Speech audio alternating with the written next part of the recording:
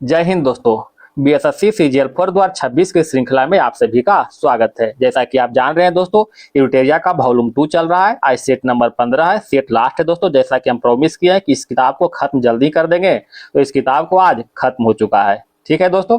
और इसके बाद जो है प्लेटफॉर्म का बुक चलेगा, जिसमें कि सेट 5 तक हो चुका है। सेट 6 से हम चलाएंगे अगले दिन से। ठीक है, तो इस किताब को जो है बढ़िया से एक बार और देख लीजिएगा दोस्तों। इस किताब में क्वेश्चन का लेवल खासकर जीके और रीजनिंग है दोस्तों, बहुत ही अच्छे लेवल का है। तो आप एक बार इसको जरूर बढ़िया से देखिएगा। ठीक है, और इसका फुल सेट का पीडीएफ के लिए हमारे टेलीग्राम चैनल एबीसी विद सुमन के साथ जरूर ज्वाइन करें, जिसका लिंक हमारे वीडियो का डिस्क्रिप्शन बॉक्स में दिया रहेगा। आप वहां से ज्वाइन कर सकते हैं। ठीक है, हालांकि अभी जो है 22 जून तक है दोस्तों। 22 जून तक टेलीग्राम बंद है, तो 22 जून तक आप जुट नहीं सकते हैं। 22 तारीख के बाद ही जुट पाइएगा, तो उसके बाद आप पीडीएफ वहां से ले सकते हैं। तो आइए दोस्तों, हम लोग चलते हैं सेट नंबर 15 की ओर, अंतिम सेट की ओर। मेरे साथ बने रहिएगा दोस्तों। क्वेश्चन नंबर 1, आरंभिक पूरा पाषाण काल के संबंध में कौन सा कथन असत्य है? बताइएगा। कथा इस युग में मानव खाद्य संग्राहक बना रहा। गलत है दोस्तों। इस युग में मानव खाद्य संग्राहक नहीं बना रहा है, क्योंकि मानव जो है इस समय जो है शिकार पर निर्भर थे। ठीक है, जो कुछ मिला शिकार, उसी को जो है अपना खाद्य जो है बना करके भोजन है न किया करते थे, यानी खाद्य संग्रह नहीं करते थे। तो पहला ही गलत हो जाएगा। इस युग में बिदारनी एक प्रमुख औजार था, ये सत्य है। इस युग में निवास स्थल सोहन घाटी से मिले हैं, ये भी सत्य है। इस युग में खंडक का प्रयोग शिकार के लिए किया जाता था, ये भी सत्य है। अतः option number A is right answer. असत्य कथन था, है ना। क्वेश्चन नंबर देखिएगा 2 की ओर। मौर्य वंश के संस्थापक चंद्रगुप्त मौर्य की विजय का किनके ग्रंथ में विस्तृत वर्णन मिलता है? बताइएगा दोस्तों। तो राइट आंसर होगा विशाख दत्त के ग्रंथ में वर्णन मिलता है। विशाख दत्त के ग्रंथ कौन है दोस्तों? मालूम होगा आपको, मुद्रा राक्षस। मुद्रा राक्षस, ये जो है विशाख दत्त के ग्रंथ है। अच्छा, इनका कुछ और भी रचना है दोस्तों विशाख दत्त के, जैसे में देवी चंद्रगुप्तम, देवी चंद्र गुप्तम, है ना, राघवानंदनम। ठीक है, इसको राघवानंदन भी कहते हैं। तो ये दोनों रचना जो है विशाख दत्त द्वारा ही रचित है। एक हो गया मुद्राक्षस, ठीक है, तो 3 रचना हो गया है। ये तीनों के तीनों क्या है? विशाख दत्त द्वारा रचित है। अच्छा, मौर्य वंश की हम लोग बात कर रहे हैं दोस्तों। थोड़ा सा मौर्य वंश के बारे में थोड़ा जानकारी लेते हैं। मौर्य वंश का संस्थापक कौन है? चंद्रगुप्त मौर्य है, जैसा कि देख रहे हैं। मौर्य वंश का शासन काल है दोस्तों 321 ईस्वी पूर्व से 321 ईस्वी पूर्व से 185 ईस्वी पूर्व तक इसका शासन काल रहा। ठीक है, अगर इसका अंतिम शासक की बात करते हैं तो बृहद्रथ है। बृहद्रथ कौन है? इसका अंतिम शासक है। और चंद्रगुप्त मौर्य की बात करते हैं दोस्तों, तो इसका शासनकाल 321 ईस्वी पूर्व से 298 ईस्वी पूर्व तक। ठीक है, इन्होंने जो है नंद वंश के शासक, अंतिम शासक घनानंद को हरा करके जो है मौर्य वंश की स्थापना किया था। इस वंश के सबसे प्रतापी शासक की बात करते हैं, यानी मौर्य वंश के सबसे प्रतापी शासक की बात करते हैं दोस्तों, तो कौन है? अशोक है। ठीक है, अशोक जो है मौर्य वंश के सबसे प्रतापी शासक रहा, जिसका शासनकाल 273 ईस्वी पूर्व से लेकर के 232 ईस्वी पूर्व तक रहा था। ठीक है, इन्हीं के शासनकाल में जो है कलिंग युद्ध हुआ था। बताइएगा दोस्तों, कलिंग युद्ध कब हुआ था? 261 ईस्वी पूर्व में हुआ था, जिसका वर्णन जो है अशोक के 13वें शिलालेख में मिलता है। ठीक है, तो ये सभी जो है याद रखिएगा, बहुत ही इंपॉर्टेंट है दोस्तों। अगर ये सभी को बोर्ड में समझाने का मौका मिला तो 1 नंबर एकदम अच्छा समझाते, लेकिन क्या करें, बोर्ड उतना उपलब्ध है नहीं दोस्तों। आप लोग जब तक सपोर्ट नहीं कीजिएगा दोस्तों, बोर्ड आएगा नहीं। तो प्लीज आपसे निवेदन है दोस्तों कि थोड़ा सपोर्ट जरूर कीजिएगा। और जिन सभी ने सपोर्ट कर रहे हैं, लाइक कर रहे हैं दोस्तों, कमेंट कर रहे हैं, उन सभी को हम तहे दिल से आभार प्रकट करते हैं। ठीक है, इसी तरह सपोर्ट बनाए रखिए दोस्तों। जल्द ही ऐसा बोर्ड का मौका मिलेगा तो बोर्ड भी हम लाएंगे और उस पर भी हम बताएंगे आप लोग को अच्छी तरह से। ठीक है, क्वेश्चन नंबर देखिए दोस्तों 3 की ओर। गुप्त वंश के पतन से लेकर के आरंभिक शताब्दी में हर्ष के उत्थान तक उत्तर भारत में निम्नलिखित में किन राजवंशों का शासन था?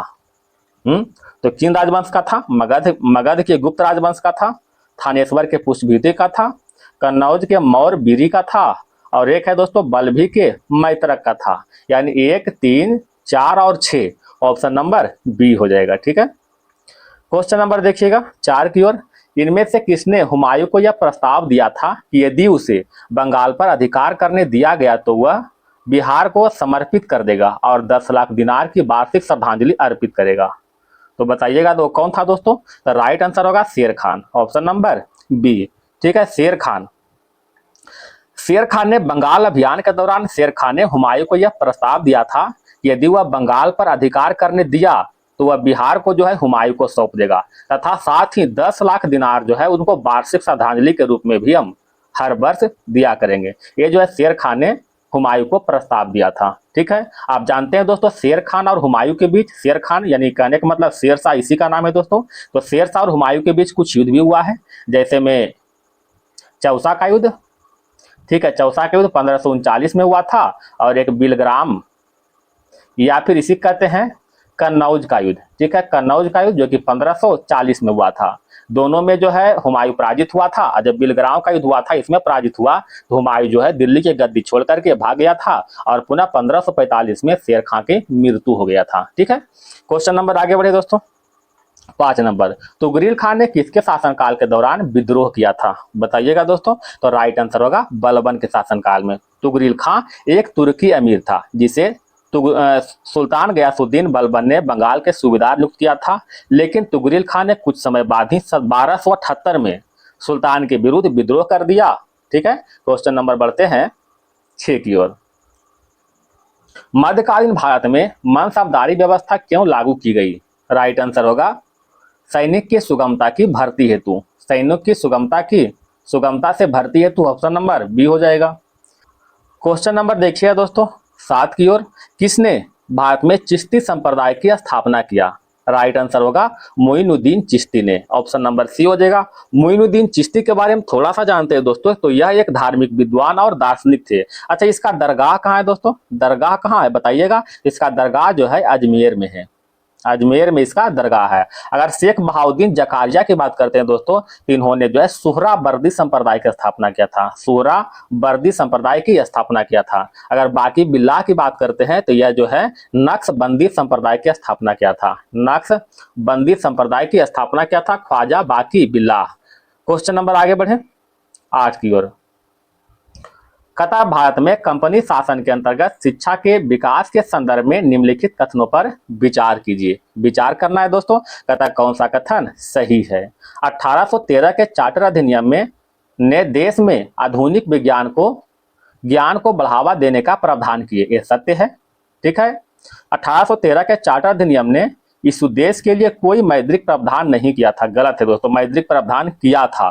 ठीक है, तो केवल एक ही right answer option number A हो जाएगा। Question number 9, Calcutta general adviser किसके द्वारा शुरू किया गया था? कलकत्ता जनरल एडवाइजर जो है जेम्स हिक्की के द्वारा शुरू किया गया था। ऑप्शन नंबर डी हो जाएगा। इसका शुरुआत कब हुआ था? 1780 में हुआ था। ठीक है, वर्ष 1780 में जेम्स हिक्की ने भारत के पहले समाचार पत्र द बंगाल गजट या फिर कलकत्ता जनरल एडवाइजर का प्रकाशन शुरू किया था। ठीक है, क्वेश्चन नंबर बढ़ते हैं 10 की ओर। मेरठ षड्यंत्र मामले के संदर्भ में निम्नलिखित कथनों पर विचार कीजिए। कहता है कौन सा कथन सत्य है। यह मामला भारतीय राष्ट्रीय आंदोलन के कम्युनिस्ट और समाजवादी पहलू से जुड़ा हुआ था। ये बिल्कुल क्या है दोस्तों? ये सत्य है। ठीक है, इस मामले को भारत में मजदूर वर्ग के आंदोलन को कमजोर कराने के लिए जिम्मेदार ठहराया गया था, ये भी सत्य है। दोनों के दोनों कथन सत्य है। अच्छा, मेरठ षड्यंत्र केस जो मामला हुआ था कब हुआ था? तो यह मामला जो है 1929 में हुआ था, मेरठ षड्यंत्र केस का मामला। क्वेश्चन नंबर आगे बढ़े 11 की ओर। हम बड़ी भूल करेंगे यदि हम बिहार के जनता और उसके मंत्रिमंडल को लीग के नेताओं के हिंसक और असभ्य आक्रमणों के आगे छोड़ देंगे। वर्ष 1946 के उपयुक्त कथन किसने कहा था? बताइएगा दोस्तों। तो यह कथन जो है सरदार पटेल के द्वारा कहा गया था। ऑप्शन नंबर बी हो जाएगा। ठीक है, यह कथन जो है सरदार पटेल के द्वारा कहा गया था कि हम बड़ी भूल करेंगे यदि हम बिहार की जनता और उसके मंत्रिमंडल के लीग के नेताओं को हिंसक और असभ्य आक्रमण के आगे छोड़ देंगे। क्वेश्चन नंबर देखिए दोस्तों 12 की ओर। कतार निम्नलिखित युग्मों पर विचार करें, अब कौन सा जो है सही सुमेलित है? देखिएगा, कतार इंडियन एसोसिएशन की स्थापना जो है एक तरह से किसने इसका संबंध दिया हुआ है? इंडियन एसोसिएशन का संबंध जो है आनंद मोहन बोस से बिल्कुल सही है, जो है ना। इंडियन एसोसिएशन की स्थापना आनंद मोहन बोस के साथ जो है सुरेंद्र नाथ बनर्जी ने किया था। एस.एन. बनर्जी ने जो है इसके साथ में किया था, और इसका स्थापना जो है 1876 में हुआ था। पूना सार्वजनिक सभा की बात करते हैं दोस्तों, तो इसका स्थापना 1867 में हुआ था और महादेव गोविंद रनाडे के द्वारा ही किया गया था। मद्रास महाजन सभा की बात करते हैं दोस्तों, तो इसका स्थापना 1884 में हुआ था। किसके द्वारा होता है दोस्तों? एक है एम बीरा राघवाचारी, एम बी राघवाचारी, जी सुमराय नैयर और एक है और दोस्तों पी आनंद चार्लू। इन तीनों के द्वारा जो है मद्रास महाजन सभा की स्थापना किया गया था 1884 में। बॉम्बे प्रेसिडेंसी एसोसिएशन की बात करते हैं दोस्तों, तो इसका स्थापना 1885 में हुआ था। किसके द्वारा दोस्तों? तो फिरोज शाह मेहता के द्वारा, के टी तैलंग के द्वारा, ये सभी के द्वारा स्थापना किया गया था। ठीक है, तो इसमें कहता कौन सा सही सुमेलित है? तो सभी के सभी, ऑप्शन नंबर डी सभी सुमेलित है। ठीक है, क्वेश्चन नंबर बढ़ते हैं दोस्तों 13 की ओर। विलियम जोन्स के बारे में निम्नलिखित में कौन सा कथन सही नहीं है? बताइएगा दोस्तों। कहता उन्होंने कलकत्ता में सर्वोच्च न्यायालय में एक भाषाविद के रूप में नियुक्त किया गया था। गलत है दोस्तों। ठीक है, ये भाषाविद के रूप में नियुक्त नहीं किया था, ये कलकत्ता के सर्वोच्च न्यायालय में एक कनिष्ठ न्यायाधीश के रूप में, एक कनिष्ठ न्यायाधीश के रूप में जो है इसको नियुक्त किया गया था। ये तो गलत हो गया। हेनरी थॉमस कोलब्रुक और नाथ नियल हॉलडेल प्राचीन भारतीय विरासत की खोज में उसके साथी थे, ये सत्य है। उन्होंने बंगाल की एशियाटिक सोसाइटी की स्थापना किया था, ये भी सत्य है दोस्तों। उसके द्वारा एशियाटिक रिसर्च नामक एक पत्रिका के प्रकाशित किया गया था, ये भी सत्य है। अतः ऑप्शन नंबर ए जो है असत्य कथन है। ठीक है, क्वेश्चन नंबर 14। ग्रीष्म के अंत में पूर्व मानसून वर्षा होती है, जो केरल और कर्नाटक के तटीय क्षेत्रों में एक सामान्य घटना है। इसे स्थानीय रूप में किस नाम से जानते हैं? बताइएगा दोस्तों। इसे स्थानीय रूप में जो है मैंगो शावर्स के रूप में जानते हैं। ठीक है, मैंगो शावर्स। इसमें एक वर्ड है दोस्तों बॉल्सम शावर्स। बॉल्सम शावर्स क्या है दोस्तों? यह जो है केरल में प्री मानसून, जो पहले मानसून आता है प्री मानसून, केरल में प्री मानसून को ही जो है बॉल्सम शावर्स के नाम से जाने जाते हैं। एक है दोस्तों नार्वेस्टर। नार्वेस्टर क्या है? तो प्री मानसून को पश्चिम बंगाल, प्री मानसून को पश्चिम बंगाल में नार्वेस्टर या फिर काल बैसाखी के नाम से जानते हैं। ठीक है, काल बैसाखी के नाम से याद रखिएगा। Question number 15। पट्टी सीमा परियोजना निम्नलिखित में किस नदियों के एकीकरण से जुड़ा है? राइट आंसर हो जाएगा कृष्णा और Godavari, option number B Krishna और गोदावरी। पट्टी सीमा लिफ्ट सिंचाई परियोजना जो है आंध्र प्रदेश के पश्चिमी गोदावरी जिले में गोदावरी और कृष्णा नदी को जोड़ती है। ठीक है, यह जो है भारत में निर्मित अभी तक के सबसे तीव्र गति से पूरी होने वाली परियोजना है। अच्छा, गोदावरी के बारे में आप तो जानते हैं दोस्तों कि प्रायद्वीप भारत में सबसे लंबी नदी है। प्रायद्वीप भारत में सबसे लंबी नदी है और प्रायद्वीप भारत की दूसरी सबसे लंबी नदी की बात करते हैं तो कृष्णा नदी है। ठीक है, क्वेश्चन नंबर आगे बढ़े 16 की ओर। निम्न हिमालय पर्वत श्रेणी में से किस पर्वत श्रेणी को अटल टनल पार करती है?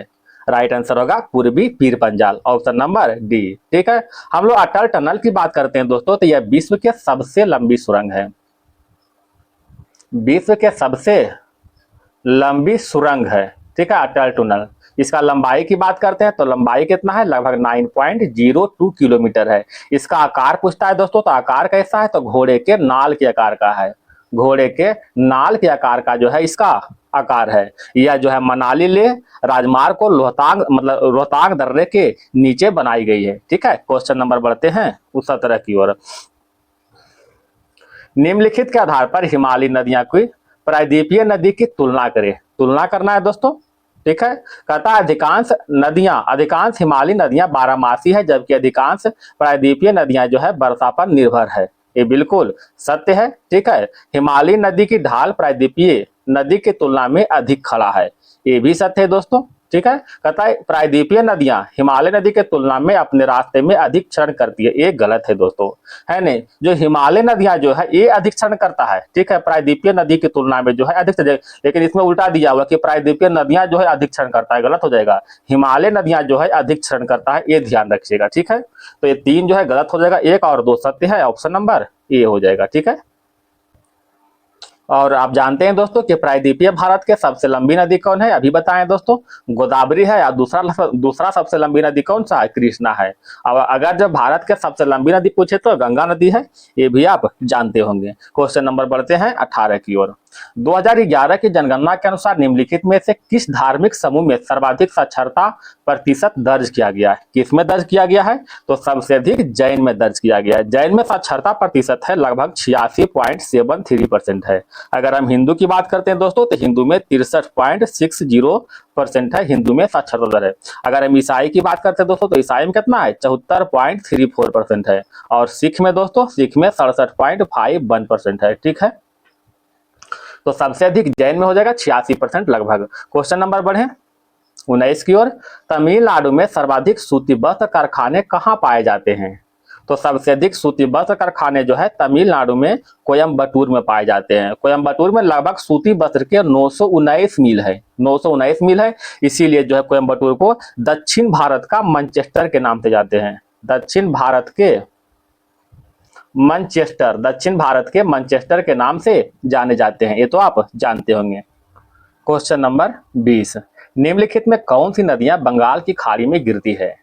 तो गंगा, ब्रह्मपुत्रा, गोदावरी, महानदी, कृष्णा और गोदावरी, ये सभी नदी जो है बंगाल की खाड़ी में गिरता है। और जो नदी बंगाल की खाड़ी में गिरता है वह जो है नदी डेल्टा का निर्माण करता है। ठीक है, डेल्टा का निर्माण करता है। और जो नदी जो है अरब सागर में गिरता है, ठीक है, अरब सागर में गिरता है, वह एस्चुरी का निर्माण करता है।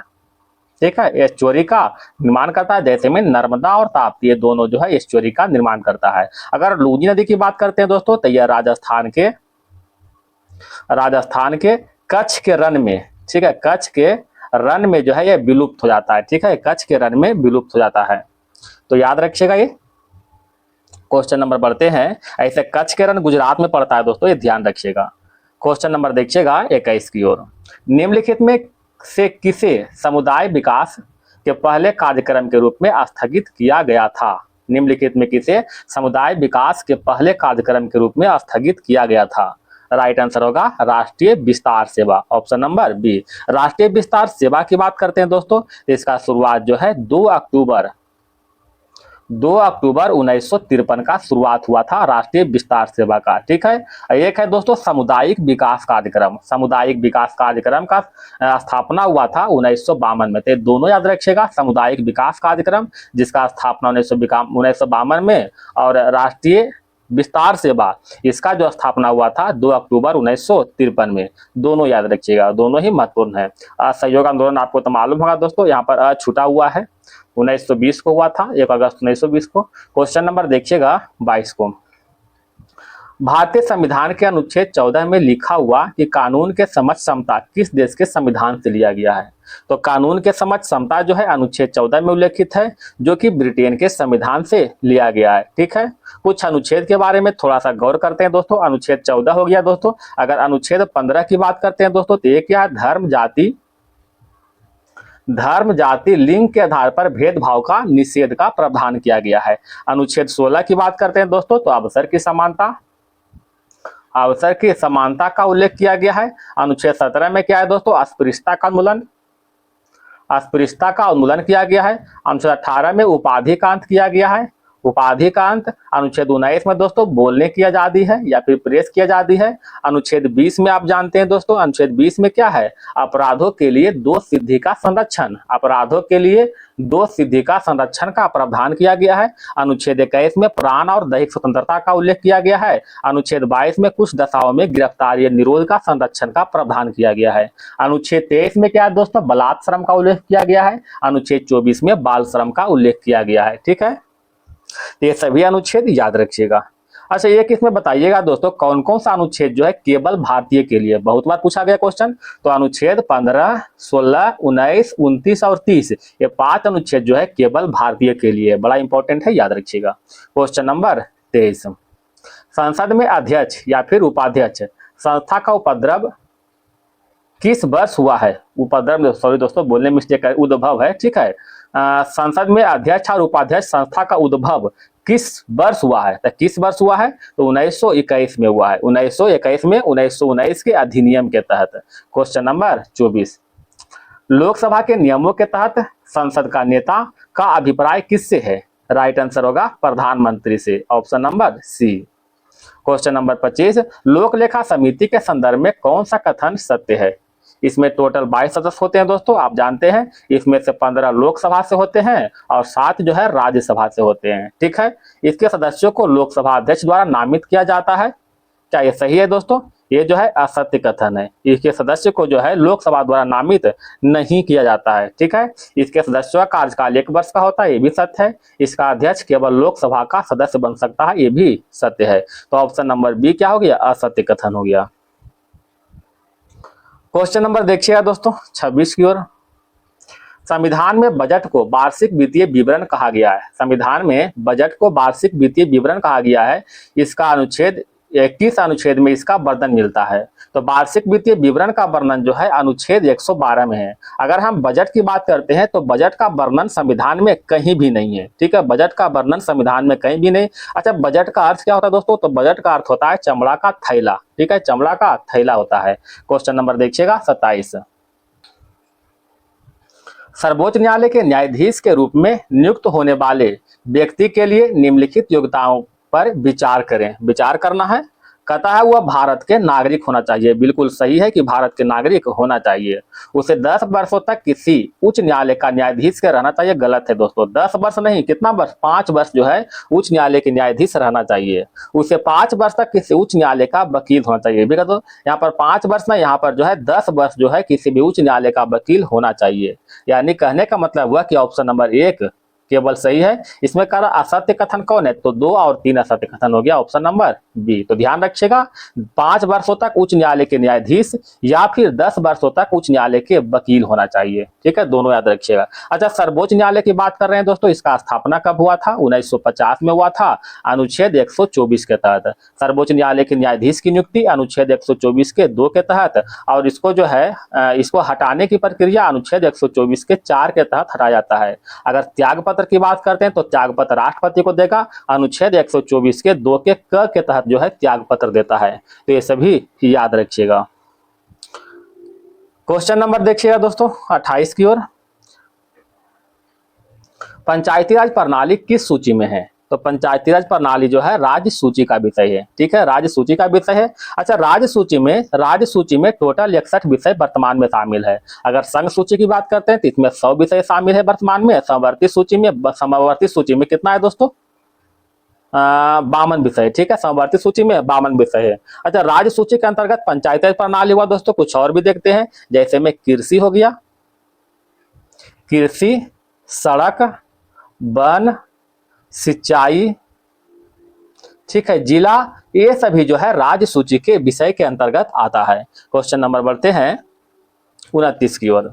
विश्व व्यापार संगठन में भारत किस वर्ष सम्मिलित हुआ है, विश्व व्यापार संगठन में भारत किस वर्ष सम्मिलित हुआ है, तो 1995 में सम्मिलित हुआ है। ठीक है, भारत 1 जनवरी 1995 को WTO का सदस्य बन गया है। WTO अगर मुख्यालय की बात करते हैं, हेडक्वार्टर की बात करते हैं दोस्तों, कहाँ है, जनेवा में, स्विट्जरलैंड में। ठीक है, इसका स्थापना भी जो है 1995 में ही हुआ था। क्वेश्चन नंबर आगे बढ़े, क्वेश्चन नंबर 30। एशियाई विकास बैंक के संबंध में निम्न कथनों पर विचार करें। विचार करना है, कौन सा कथन सही है। एशियाई विकास बैंक की स्थापना 1966 में हुई थी, ये सही है। इसमें एशिया प्रशांत क्षेत्र के 67 सदस्य, ये भी सत्य है। अतः 1 और 2 दोनों सत्य है, ऑप्शन नंबर बी हो जाएगा। ठीक है, क्वेश्चन नंबर देखिएगा 31 की ओर। सामान्य कीमत स्तर में बढ़ोतरी निम्नलिखित में किन किन कारणों से हो सकती है, बताइएगा दोस्तों, किन किन कारणों से हो सकती है।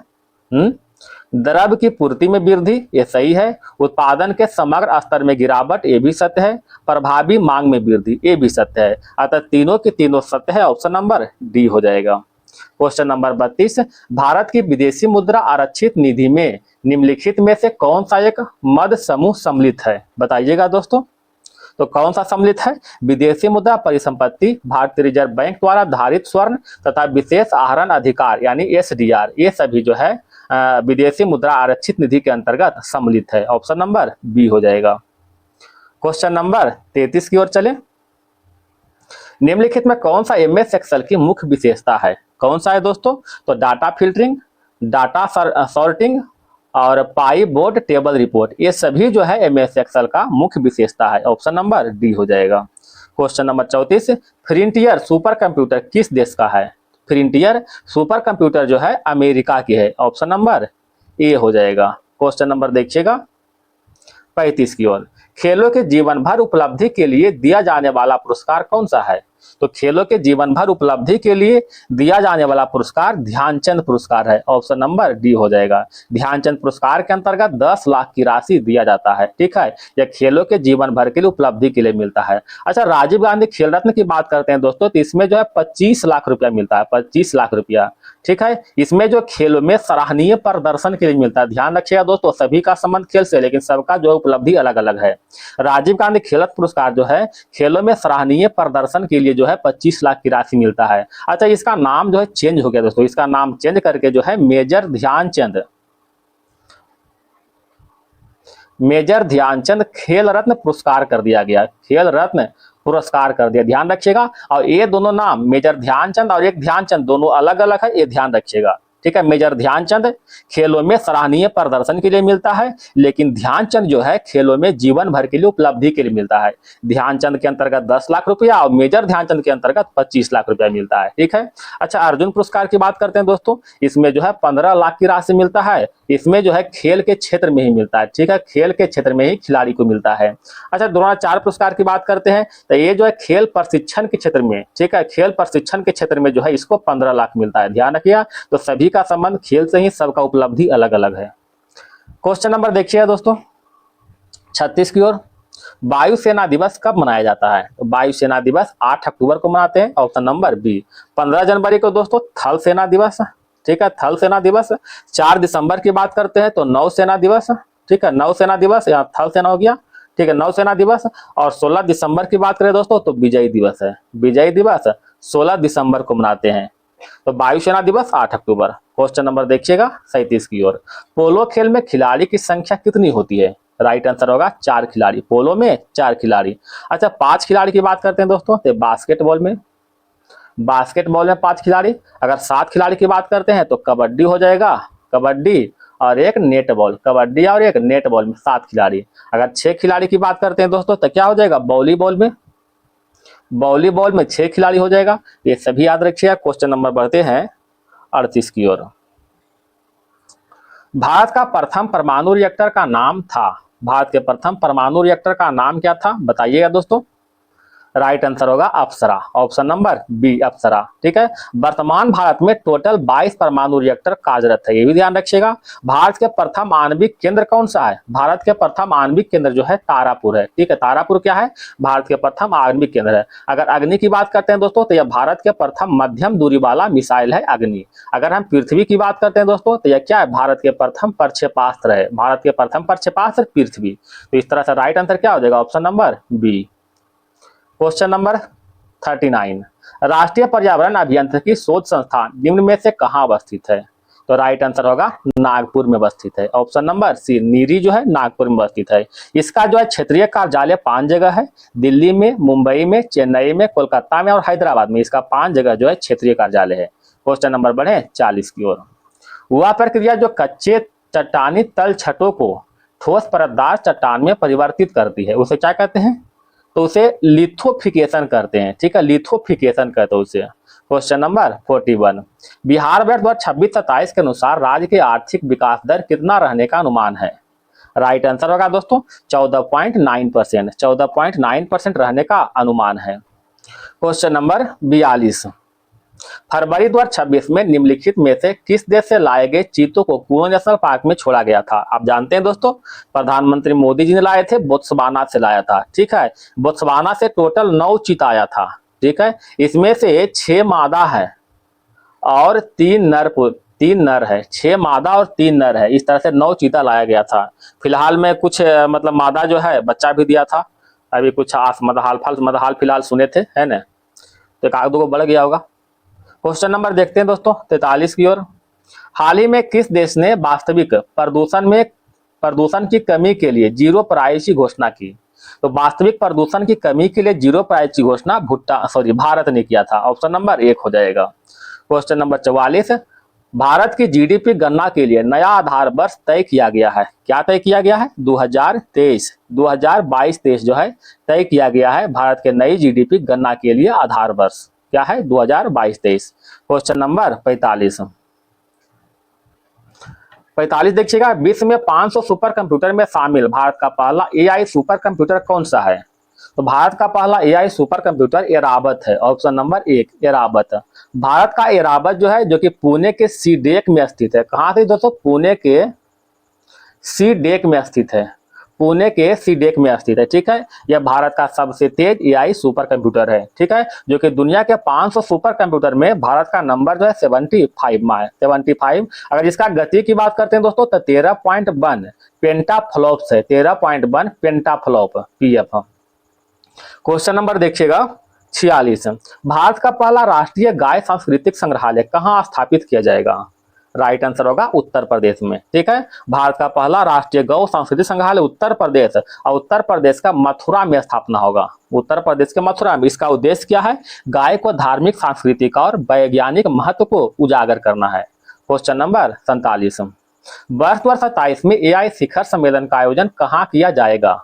राइट आंसर होगा दोस्तों स्विट्जरलैंड में, ऑप्शन नंबर बी स्विट्जरलैंड में इसका आयोजन होगा। क्वेश्चन नंबर 48, निम्नलिखित में किस देश ने अपना पहला आर्थिक सर्वेक्षण 2025-26 प्रस्तुत किया गया है? तो पहला आर्थिक सर्वेक्षण 2025-26 प्रस्तुत उत्तर प्रदेश ने किया है, उत्तर प्रदेश राज्य ने। क्वेश्चन नंबर 49, वर्ष 2026 में विश्व स्वास्थ्य दिवस कब मनाया गया? तो विश्व स्वास्थ्य दिवस जो है 7 अप्रैल को मनाया गया, 7 अप्रैल को। ठीक है, इसका थीम क्या है दोस्तों बता सकते हैं? इसका थीम जो है स्वास्थ्य के लिए एकजुटता, विज्ञान के साथ खड़े रहना। क्वेश्चन नंबर देखिएगा 50, भारत के 94वें ग्रैंड मास्टर मयंक चक्रवर्ती बने हैं, इसका संबंध किस राज्य से है? तो मयंक चक्रवर्ती का संबंध असम से है, ऑप्शन नंबर ए हो जाएगा। इन्होंने मार्च 2026 में स्वीडन में 8वें ग्रैंड मास्टर टूर्नामेंट के दौरान यह उपलब्धि हासिल की तथा पूर्वोत्तर भारत से पहले खिलाड़ी जो है ग्रैंड मास्टर के रूप में बन करके उभरा है। क्वेश्चन नंबर आगे बढ़े 51 की ओर, विभोजोतक उत्तक के प्रकार का उनके कार्यों के संदर्भ में निम्न में से कौन सा युग्म सही सुमेलित नहीं है?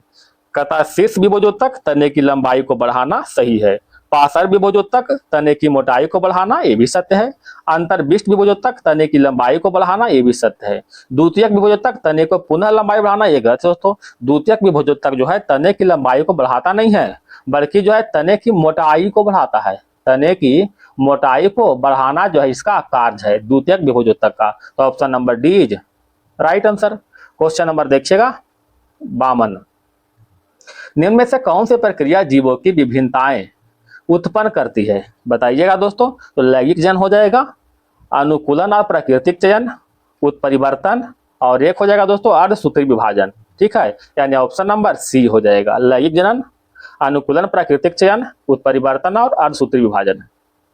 क्वेश्चन नंबर 53, विभोजोतक के संदर्भ में निम्न में से असत्य कथन कौन सा है? कौन सा है दोस्तों? कहता है इसकी कोशिका भित्ति पतली और लचीली होती है, ये बिल्कुल सही है। इसमें पाया जाने वाला जीव द्रव पतला होता है, गलत है दोस्तों। इसमें जो विभोजोतक में जीव द्रव होता है वो पतला नहीं होता है, सघन और गाढ़ा होता है, सघन होता है और गाढ़ा होता है इसका जीव द्रव, तो ये तो गलत हो गया है ना। इसमें कोशिका के मध्य अवकाश नहीं पाया जाता है, कोशिका के मध्य अवकाश नहीं पाया जाता, ये भी सत्य है। अतः केवल और केवल ए यानी केवल 2 जो है गलत हो गया है। क्वेश्चन नंबर 54, निम्न में से किस जीव में केंद्रक का अभाव होता है? तो केंद्रक का अभाव किस में होता है? तो एक थायोबैसिलस में होता है और एक एनाबीना, दोनों में केंद्रक का अभाव होता है। थायोबैसिलस क्या है दोस्तों? एक जीवाणु है, ठीक है, और एनाबीना जो है नील हरे शैवाल है, नीले हरे शैवाल है, एनाबीना शैवाल है। तो ये दोनों में जो है केंद्रक का अभाव होता है। तो राइट आंसर क्या हो जाएगा दोस्तों? Option number C. Question number 55, जीवों के विकास इवोल्यूशन के संदर्भ में निम्नलिखित में से कौन सा अनुक्रम सही है? बताइएगा। तो राइट आंसर होगा सेलामेंडोर, अजगर और kangaroo, option number C. Question number 56, कहता है राइजोबियम, राइजोबियम की खोज जो है पलाडे के द्वारा हुआ था, पायलट के द्वारा। ठीक है, राइजोबियम की खोज पायलट के द्वारा होता है। अच्छा, ये जो राइजोबियम है दोस्तों, इसी को कोशिका मतलब कोशिका में जो प्रोटीन का संश्लेषण होता है, क्वेश्चन बहुत बार पूछा गया दोस्तों कि कोशिका में प्रोटीन का संश्लेषण, कोशिका में प्रोटीन का संश्लेषण संश्लेषण कहाँ होता है? तो राइजोबियम में होता है। तो राइजोबियम की खोज पायलट ने किया था। माइटोकॉन्ड्रिया, माइटोकॉन्ड्रिया की खोज जो है अल्टमैन ने किया था, इसका नाम दिया था बेंडा ने। ठीक है, इसका नाम दिया था बिंडा ने। माइटोकॉन्ड्रिया को ही कोशिका का ऊर्जा घर कहते हैं। लिख दे दोस्तों, कोशिका का ऊर्जा घर। कोशिका का ऊर्जा घर किसे कहते हैं? माइटोकॉन्ड्रिया कहते हैं। ठीक है। केंद्रक का खोज, तो केंद्रक का खोज जो है फेलिक फोंटाना ने किया था। केंद्रक की खोज फेलिक फोंटाना के द्वारा, और कोशिकीय सिद्धांत जो है स्लाइडेन स्वान के द्वारा दिया गया था। तो याद रखिएगा ये सभी। इसका राइट आंसर होगा दोस्तों option number C. Question number देखिएगा 57। डीपीटी वैक्सीन का प्रयोग किन बीमारियों के लिए किया जाता है? तो डीपीटी वैक्सीन का प्रयोग जो है डिप्थीरिया, काली खांसी और टिटनस के लिए किया जाता है। ऑप्शन नंबर 1 डिप्थीरिया, काली खांसी और टिटनस। अच्छा, डिप्थीरिया की बात करते हैं दोस्तों, तो ये डिप्थीरी नामक जीवाणु से होता है। डिप्थीरी नामक जीवाणु के द्वारा जो होता है। ठीक है, याद रखिएगा। अगर काली खांसी की बात करते हैं तो काली खांसी जो है बोर्डेला, याद रखिएगा दोस्तों, बोर्डेला परटूसिस, बोर्डेला परटूसिस नामक जीवाणु से होता है। अगर टिटनस की बात करते हैं दोस्तों तो कोलास्ट्रीडियम नामक, कोलास्ट्रीडियम टिटेनी नामक जीवाणु के द्वारा होता है। तो तीनों याद रखिएगा। Question number 58। यदि मानव रुधिर का लाल रुधिर कोशिका यानी आरबीसीएस को पृथक किया जाता है तो उसे सामान्य लवण की घोल रुधिर का समसारी विलयन में तनुकृत किया जाता है। तो आरबीसीएस का क्या होगा? तो आरबीसीएस का क्या होगा दोस्तों? तो आरबीसीएस का व्यास में कोई परिवर्तन नहीं होगा। ऑप्शन नंबर डी हो जाएगा। Question number 59। कोशिका झिल्ली के संदर्भ में कौन सा कथन असत्य है? बताइएगा दोस्तों। तो इसका राइट आंसर क्या होगा? बताइएगा कौन सा कथन असत्य है? तो कहता अमीबा में एंडोसाइट्स की प्रक्रिया पाई जाती है, सत्य है। विसरण केवल गैसों में होता है, ये गलत है दोस्तों। विसरण जो है केवल गैस में नहीं होता है, विसरण जो है द्रव में भी होता है, गैस में भी होता है, तथा कुछ कुछ जो है ठोस में भी होता है। सब नहीं, लेकिन कुछ कुछ मात्रा में ठोस में भी जो है विसरण की प्रक्रिया होती है। ठीक है, लेकिन सबसे अधिक गैस में और उससे कम द्रव में होता है विसरण। ये तो गलत हो गया दोस्तों। परासरण हेतु ऊर्जा की आवश्यकता नहीं होता है, ये सत्य है। परासरण एक दिशीय प्रक्रम है, ये भी सत्य है। ठीक है, तो केवल 2 option number C is right answer. Question number देखिए दोस्तों 60 की ओर। गैसीय पादप हार्मोन एथिलीन है, ये तो सत्य है दोस्तों। बाष्पोत्सर्जन में कमी एबीसीसी कम्ल, बाष्पोत्सर्जन में कमी एबीसीसी कम्ल, ये भी सत्य है। जरावस्था में विलंब कहता है जिब्रेलिन के द्वारा, गलत है दोस्तों। जरावस्था में विलंब जो होता है जिब्रेलिन ना होकर के साइटोकाइनिन के द्वारा होता है, साइटोकाइनिन के द्वारा, साइटोकाइनिन के द्वारा होता है।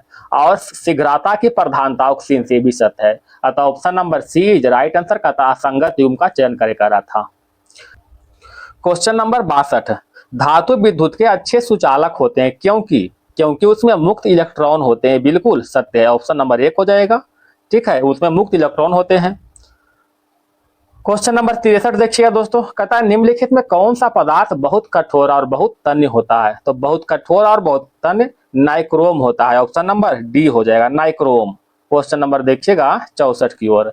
रासायनिक तत्व के अणु के संदर्भ में चुंबकीय क्वांटम संख्या का संबंध है। तो चुंबकीय क्वांटम संख्या का संबंध अभिविन्यास से है। ऑप्शन नंबर 1 अभिविन्यास से। Question number 65।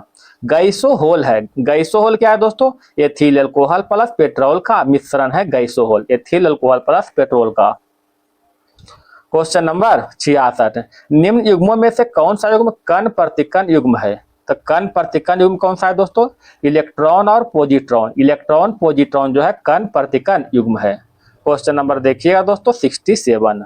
वायु में मैग्नीशियम रिबन के जलाने से संबंधित निम्नलिखित कथनों पर विचार करें। विचार करना है। कहता MgO का श्वेत चूर्ण बनाता है, यह सत्य है। यह दहन अभिक्रिया का एक उदाहरण है, यह भी सत्य है। ऊष्मा और प्रकाश ऊर्जा उत्पन्न करता है, यह भी सत्य है। अतः option number D is right answer.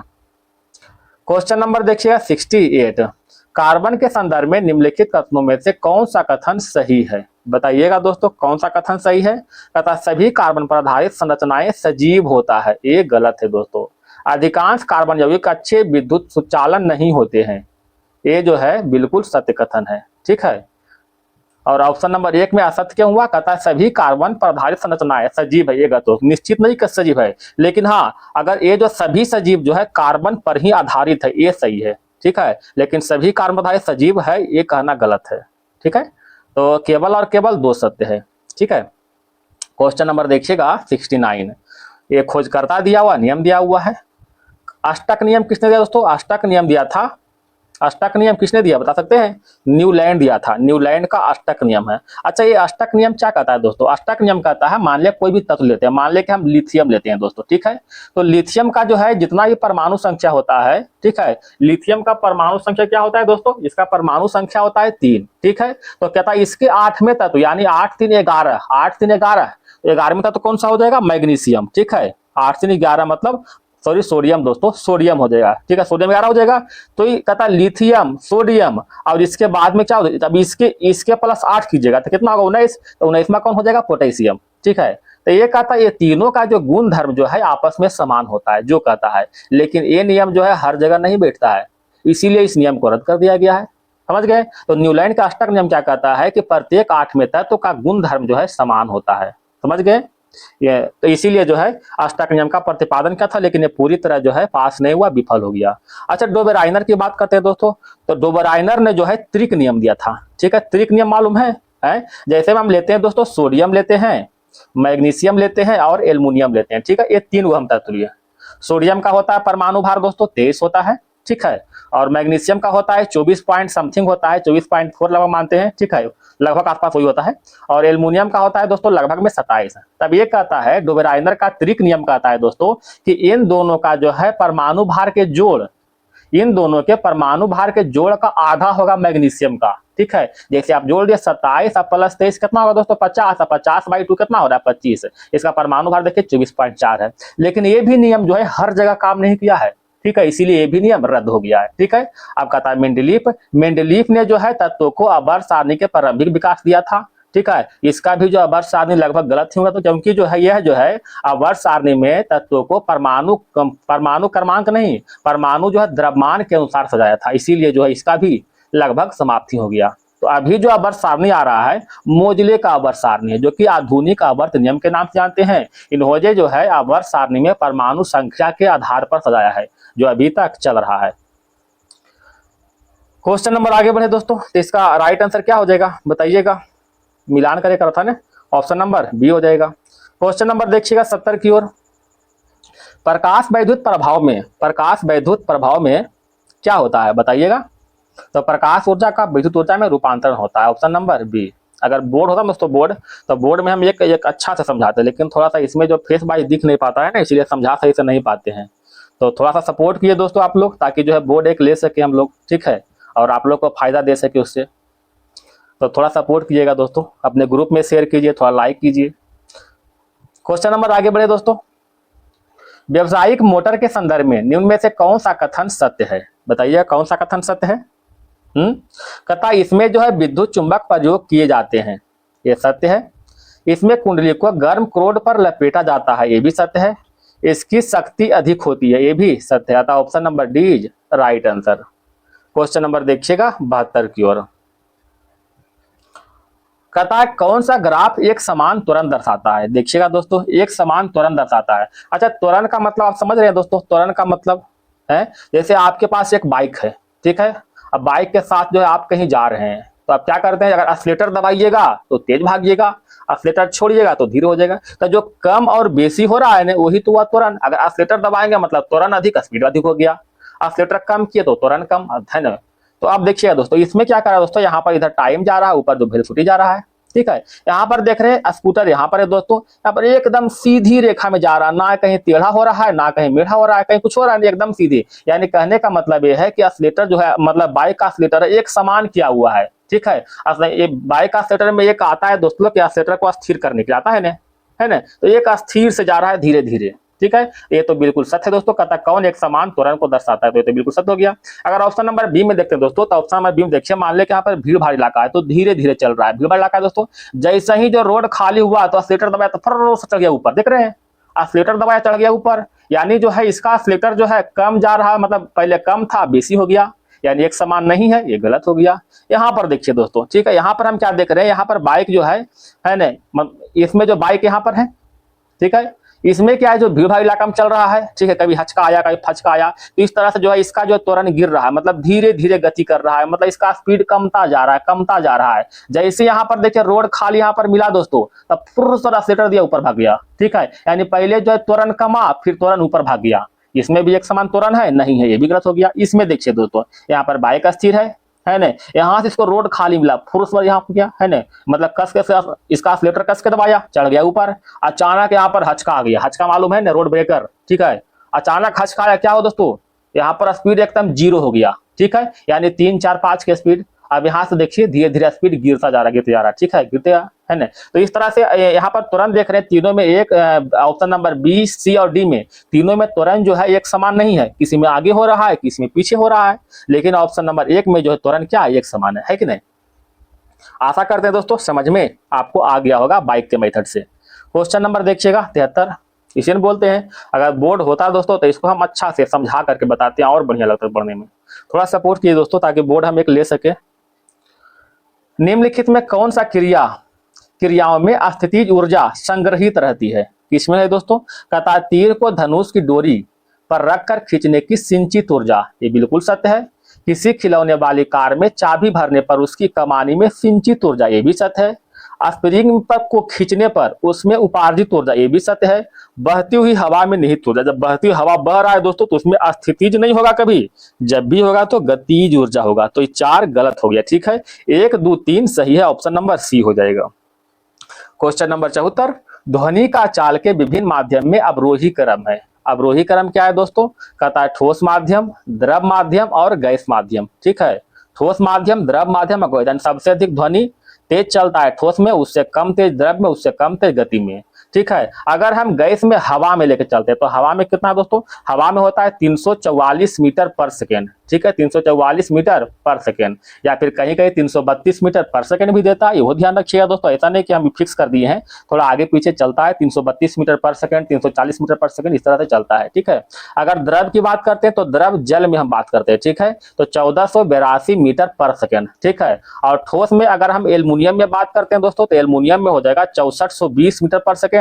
अगर हम लोहा में बात करते हैं तो लोहा में हो जाएगा 5950 मीटर पर सेकेंड होता है, ठीक है। तो आप देख रहे हैं सबसे कम हवा में, उससे अधिक जल में, उससे अधिक ठोस में, है कि नहीं। Option number C right answer. Question number 75 और लास्ट क्वेश्चन 75, निम्नलिखित में कौन सा जो है नियम बताता है कि एक वस्तु अस्थिर अवस्था में रहेगी और गतिमान वस्तु एक अस्थिर वेग के साथ गति में जारी रहेगा जब तक असंतुलित बल कार्य नहीं किया जाता है।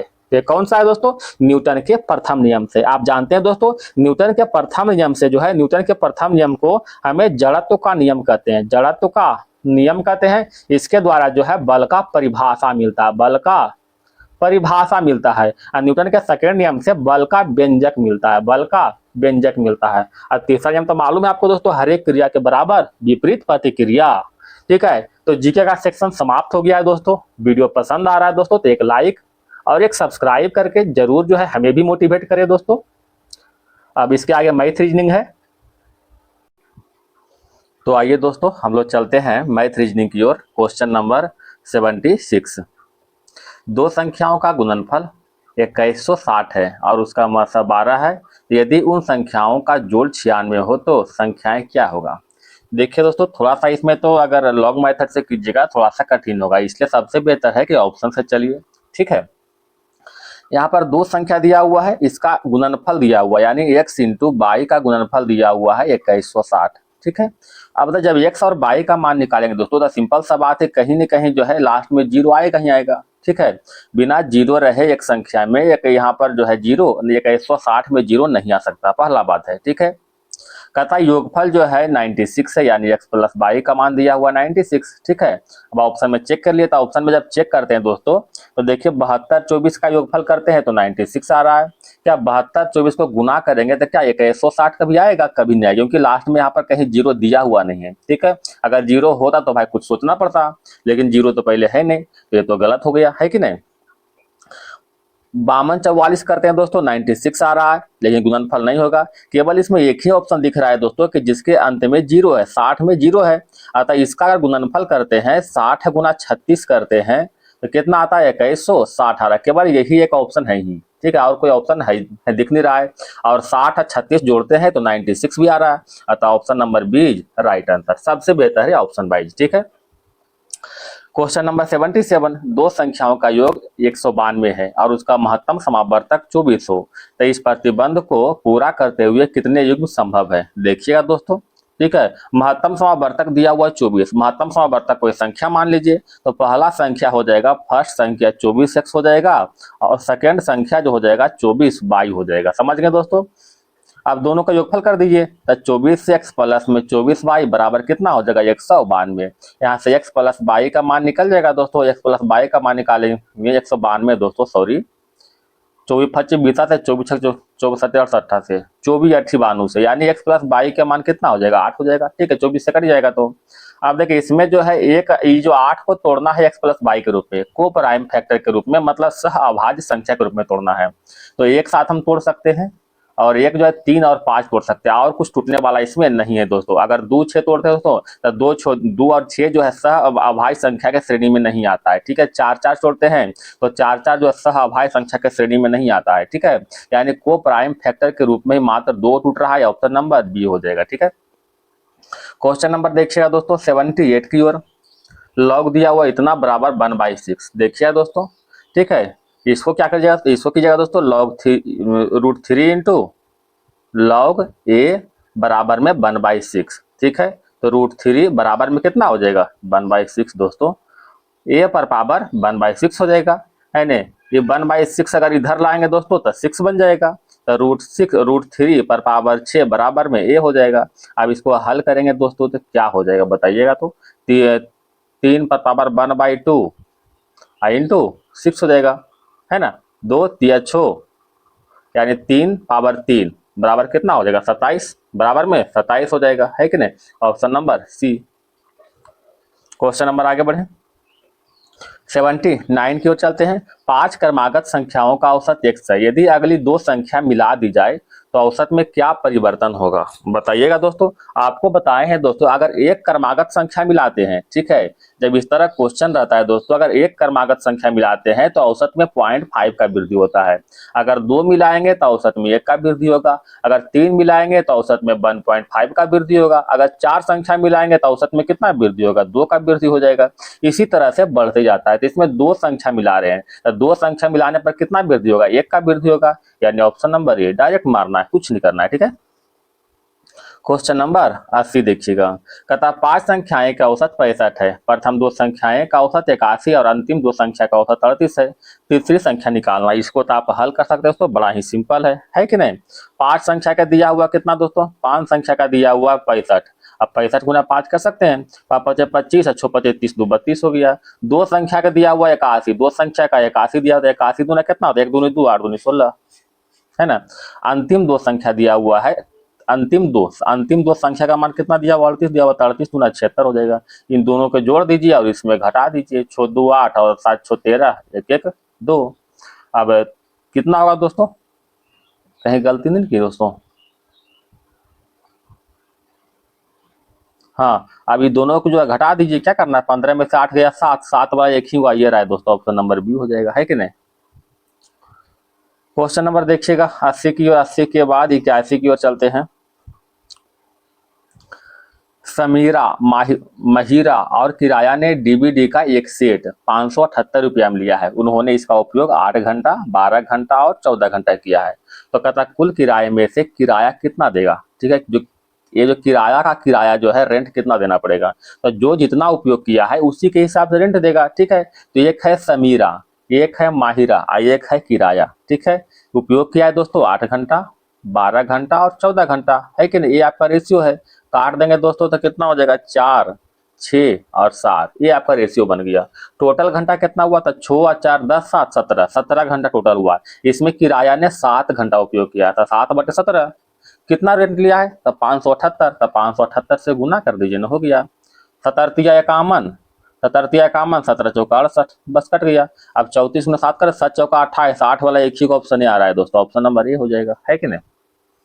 क्वेश्चन नंबर देखिएगा 83 की ओर, एक व्यक्ति और उसकी पुत्री औसत आयु 34 वर्ष है, 4 वर्ष बाद इसकी आयु का अनुपात 14:5 होगा, तो पुत्री के वर्तमान आयु क्या होगा। हम व्यक्ति को पिता मान ले दोस्तों, तो व्यक्ति को पिता मानते हैं, तो पिता प्लस में पुत्री का औसत आयु दिया हुआ है 34, तो टोटल आयु कितना हो जाएगा 68 हो जाएगा। कहता है 4 वर्ष बाद, 4 वर्ष बाद क्या होता है, दोनों का आयु का अनुपात 14:5 होता है। ठीक है, क्या अगर यहाँ पर हम 4 वर्ष बाद करते हैं तो क्या होगा दोस्तों, तो पिता में 4 जुटेगा, पुत्री में 4 जुट जाएगा, 4 4 8 जुटेगा, तो 68 प्लस 8 करेंगे तो क्या होगा दोस्तों, 68 8 76, है कि नहीं। यानी पिता प्लस पुत्री को 4 वर्ष के बाद जो है 76 साल होता है। अब देखिए इसका रेशियो दिया हुआ है 14:5, एक को 14x कर दीजिएगा, x को 5x कर दीजिएगा, दोनों का योगफल कितना होगा दोस्तों बताइएगा, 76 हो जाएगा। 14 5 19, x बराबर 76 हो जाएगा। x के मान कितना आ जाएगा, 19 चौका 76, यानी 4 हो जाएगा x का मान। तो क्या करें, वर्तमान आयु, वर्तमान आयु क्या हो जाएगा दोस्तों, तो पहले 4 वर्ष बाद की आयु निकाल लेते हैं। ठीक है, तो इसमें जो है x का मान 4 आया दोस्तों, तो इसमें 14 गुने 4 करते हैं तो 56 आता है, और इधर 5 गुने 4 करते हैं तो 20 आता है। ये 4 वर्ष बाद का आयु है, तो 4 4 घटा दीजिएगा, तो यहाँ पर -4 करते हैं और इधर भी -4 कर देते हैं, तो कितना होगा दोस्तों, 52 हो जाएगा। इधर में कितना हो जाएगा दोस्तों, 16। समझ गए दोस्तों। अच्छा, पिता और पुत्री के वर्तमान आयु, पुत्री का जो वर्तमान आयु कितना हो जाएगा, 16 साल आ गया दोस्तों, जैसा कि आप देख रहे हैं 16 साल। यहाँ पर ऑप्शन नंबर डी हो जाएगा, कितना 16 साल हो जाएगा, है कि नहीं। क्वेश्चन नंबर आगे बढ़े 84 की ओर। कहता 12 पुरुष या फिर 18 स्त्रियां एक खेत की कटाई 14 दिन में पूरी कर सकता है, उसी गति से काम करते हुए है ना 8 पुरुष तथा 16 स्त्रियां एक खेत की कटाई कितने दिन में करेगा। बड़ा सिंपल है दोस्तों, 12 पुरुष है, 12 पी से पुरुष करते हैं, या फिर 18 महिला है, बराबर 18 महिला कर देते हैं। समझ गए ने, टोटल 14 दिन में काम करता है। इसको रेशियो पहले निकाल ले हमें, 6 दूनी 12, 6 तिया 18। इसका काम का रेशियो हो गया दोस्तों 3:2 के अनुपात में वर्क हो गया। समझ गए, उल्टा हो जाता है वर्क में। ठीक है, जितना आदमी रहता है उसका उल्टा काम हो जाता है, तो 3:2 हो गया। अब देखिए 12 पुरुष है, एक पुरुष जो है 3 काम कर रहा है, तो 12 पुरुष कई काम करेगा, तो 12 तिया 36 काम करेगा, आप भी जानते हैं 36। यहाँ 14 दिन लगा रहा है, तो 14 से गुना कर देंगे। अब देखिए यहाँ पर कहता 8 पुरुष है दोस्तों, कितना पुरुष है, 8 पुरुष दिख रहा है, तो एक पुरुष 3 काम, तो 8 पुरुष 24 काम। अब प्लस में 16 स्त्री है, तो एक स्त्री 2 काम करा, तो 16 स्त्री 16 दूनी 32 काम कर देगा, तो 34 24 और 32 कितना हो जाएगा दोस्तों, 6 और 3 2 5 हो जाएगा, है कि नहीं। आपको समझ में आ रहा है, कितना दिन में करेगा, तो मान लेते हैं कि x दिन में करेगा, बस हो गया है। कितना दिन में करेगा, तो x दिन में करेगा। तो आप देख लिए दोस्तों, 14 और चौके 56 कट रहा है दोस्तों, 4 और 9 36। समझ गए दोस्तों, 4 9 36, यानी x का वैल्यू कितना आ जाएगा, 9 आ गया, x का वैल्यू 9, यानी 9 दिन में कटाई करेगा। ऑप्शन नंबर ए हो जाएगा, 9 दिन में। क्वेश्चन नंबर आगे बढ़े 85 की ओर। 8 पुरुष या फिर 12 लड़के, सेम टू सेम है दोस्तों, इसको आप हल कर लीजिएगा ना, है सेम टू सेम है, केवल डिजिट चेंज है। एक बताए हैं, आप एक हल कर लीजिएगा, ऑप्शन नंबर ये हो जाएगा। क्वेश्चन नंबर देखिएगा 86 की ओर। एक व्यक्ति जो है किसी वस्तु को 20% लाभ पर बेचता है, यदि वह 20% कम में खरीदे तो 5% तथा 5% कम में बेचता है तो उसे 25% का लाभ होता है। तो क्रय मूल्य ज्ञात करना है। ठीक है, क्या कर रहा है, तो क्रय मूल्य को सीपी को हम 100 मान लेते हैं, सीपी1 को हम 100 मान लेते हैं, तो क्या था एसपी1 क्या निकलेगा दोस्तों, एसपी1 20% लाभ होता है, तो 20% लाभ का अर्थ कितना होगा, 120 हो जाएगा। कहता यदि वह 20% में कम में खरीदता है, अब सीपी2 होगा दोस्तों, सीपी2 पहले 100 में खरीद रहा था, 20% कम में खरीदेगा, तो अब कितना हो जाएगा दोस्तों, 80 में खरीदेगा। ठीक है, अब एसपी2 भी निकलेगा दोस्तों। कहता है 25% का लाभ होता है, तो 80 का 25% कितना होगा दोस्तों, अगर 25% लाभ में बेचेंगे तो कितना होगा बता सकते हैं, 100 हो जाएगा। समझ गए, 80 का 25% 20 में होता है, तो 80 या 20 100। आप बताइए, ये यहाँ से आप यहाँ देख रहे हैं दोस्तों, ये देखिए। ठीक है, तो बताइए कितना का फर्क पड़ रहा है। कहता है यदि 5 में कम बेचता है, लेकिन यहाँ पर हम देख रहे हैं 20 कम हो रहा है, तो 20 कम का वैल्यू हो रहा है 5, 20 कम का वैल्यू हो रहा है 5। क्रय मूल्य निकाले का है, क्रय मूल्य निकालना है, तो क्रय मूल्य के मान कितना है 100। तो अगर इस 20 को जो है 100 बना दे हम, इस 20 को है ना, तो यहाँ पर हम 5 से गुना करते हैं, 100 बन जाएगा, तो 5 से इधर भी गुना कर देंगे, तो 100 का वैल्यू कितना हो जाएगा 25, यानी क्रय मूल्य कितना हो गया दोस्तों 25। Option number C right answer, है कि नहीं, बड़ा भारी तो नहीं था। क्वेश्चन नंबर देखिएगा 87 की ओर। एक वस्तु को अंकित मूल्य के 3/4 पर बेचने से 25% लाभ होता है। ठीक है। एक वस्तु के अंकित मूल्य के 3/4 पर बेचने से 25% का लाभ होता है। तो कहता अंकित मूल्य और क्रय मूल्य का अनुपात क्या होगा? अंकित मूल्य और क्रय मूल्य का अनुपात क्या होगा, बता सकते हैं? देखिएगा दोस्तों, इसमें क्या कर रहा है, कहता है अंकित मूल्य के 3/4 पर बेचने से 25% का लाभ होता है। ठीक है, तो यहाँ पर अंकित मूल्य कितना हो जाएगा? अंकित मूल्य हो जाएगा 4, अंकित मूल्य 4, और यहाँ पर एसपी कितना हो जाएगा? 3 हो जाएगा। समझ गए? अंकित मूल्य यानी एमपी का मान हो जाएगा 4 और एसपी का मान कितना हो जाएगा? 3।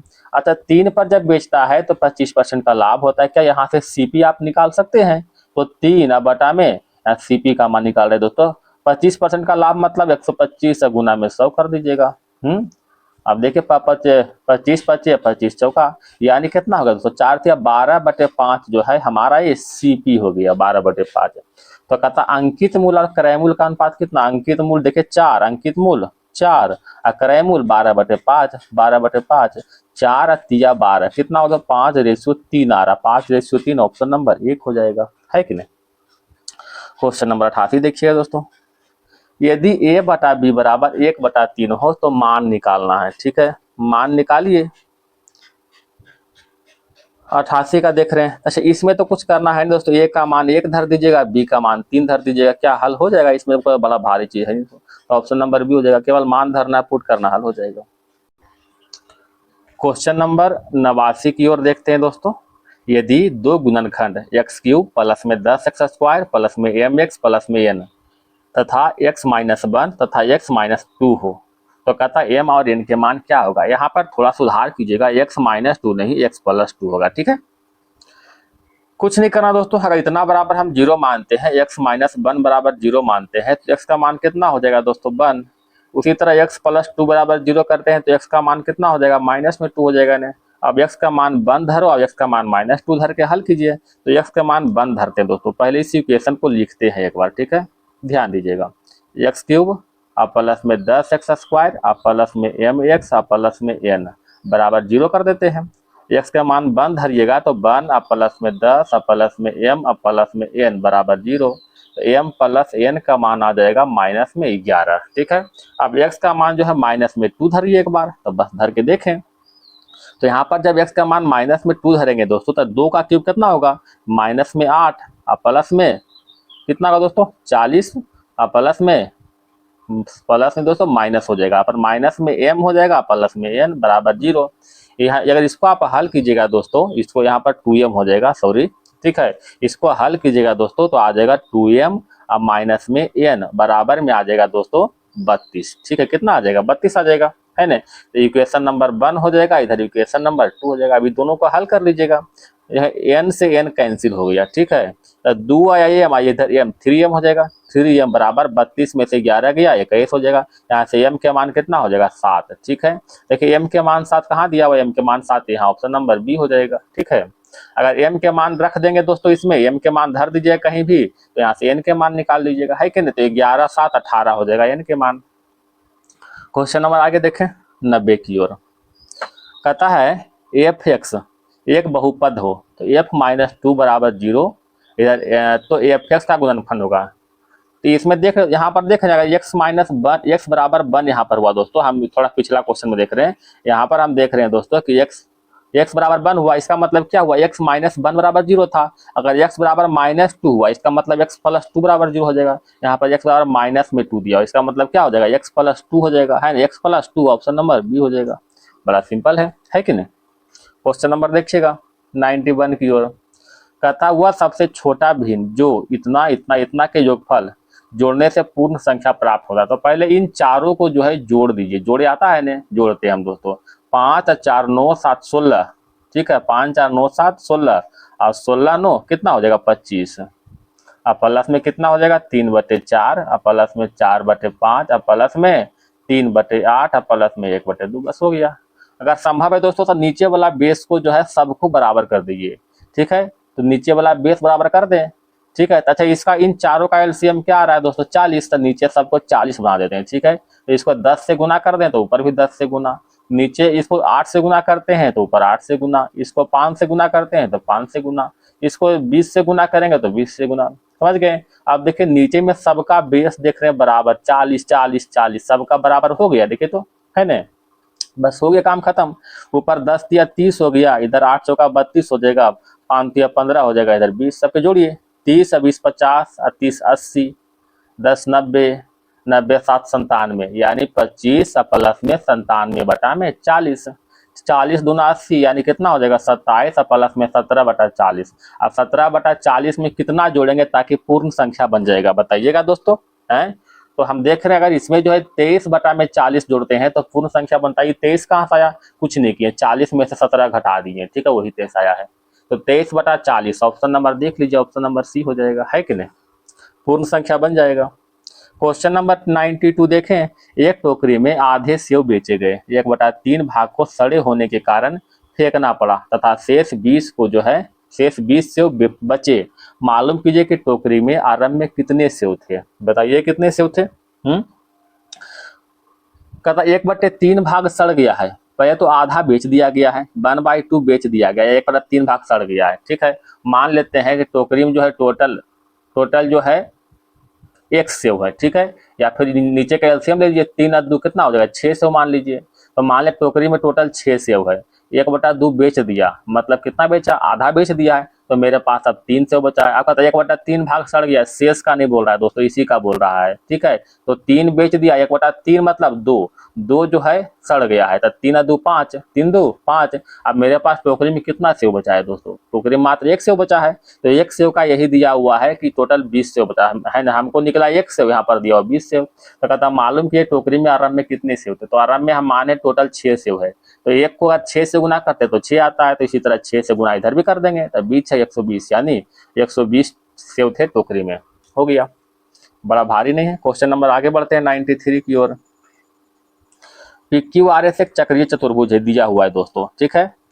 तो कौन QRS का मान दिया हुआ है 150 और SQP का मान दिया हुआ है, ठीक है। आप जानते हैं दोस्तों, अच्छा आप पहले ये भी जानते हैं चक्रीय चतुर्भुज के जो है अपोजिट कोण का योगफल 180 होता है। तो देख रहे हैं इस कोण का अपोजिट कोण SR3, इसका अपोजिट क्या हो जाएगा, कोण SP3 हो जाएगा, ये वाला हो जाएगा। तो ये 150 कितना बचेगा 30 डिग्री हो जाएगा, क्योंकि दोनों का योगफल 180 होता है, ठीक है। अब यहाँ पर हम एक चीज देख रहे हैं दोस्तों, यहाँ देखिए अर्धवृत्त का कोण बन रहा है दोस्तों, ये दिख रहा है क्योंकि ये सेंटर है, तो ये वाला कोण कितना हो जाएगा, ये 90 डिग्री होगा, ठीक है, ये फिक्स है 90 डिग्री होगा, ठीक है। तो क्या ये कोण का मान निकल जाएगा हमें, तो इधर ट्रायंगल का ये तीनों को हम ट्रायंगल लिए दोस्तों, PQS ट्रायंगल का तीनों कोणों का योगफल 180 हो जाएगा, होगा ना। तो इधर 90 या 30 120, 180 में से घटा दीजिए, कितना बचेगा दोस्तों 7 डिग्री, यानी हमें PQS का मान निकल गया, चाहे SQP का मान क्या निकल गया 7 डिग्री निकल गया, है कि नहीं। ऑप्शन नंबर देख लीजिए, सी हो जाएगा। क्वेश्चन नंबर देखिए दोस्तों 94 की ओर। बामन पत्ती के एक गड्ढे से 2 पत्ती निकाले गए, तो निकाले गए पत्ती के 2 इक्के होने की क्या संभावना है, ठीक है। टोटल इक्के जो होते हैं दोस्तों 4 होते हैं, तो 4 इक्के में 2 इक्के निकाले गए, उसके बाद जो है 52 इक्के में टोटल कितना है 52 पत्ता, 52 में से 2 निकाला गया, बस हल कर दीजिए ना, ऑप्शन हो जाएगा, ठीक है। इसको हल करने आता होगा, फैक्टोरियल 4 अब बटा में कितना हो जाएगा देखिएगा, 4 में से 2 जाएगा 2 हो जाएगा, फैक्टोरियल 2 इंटू फैक्टोरियल 2 हो जाएगा, बस बटा में फैक्टोरियल 52 कर दीजिए इसको, ठीक है, फैक्टोरियल 52 अब बटा में कितना होगा दोस्तों, फैक्टोरियल 2 इंटू फैक्टोरियल 50 हो जाएगा, बस इसको हल कीजिए ना, आंसर हो जाएगा, ठीक है।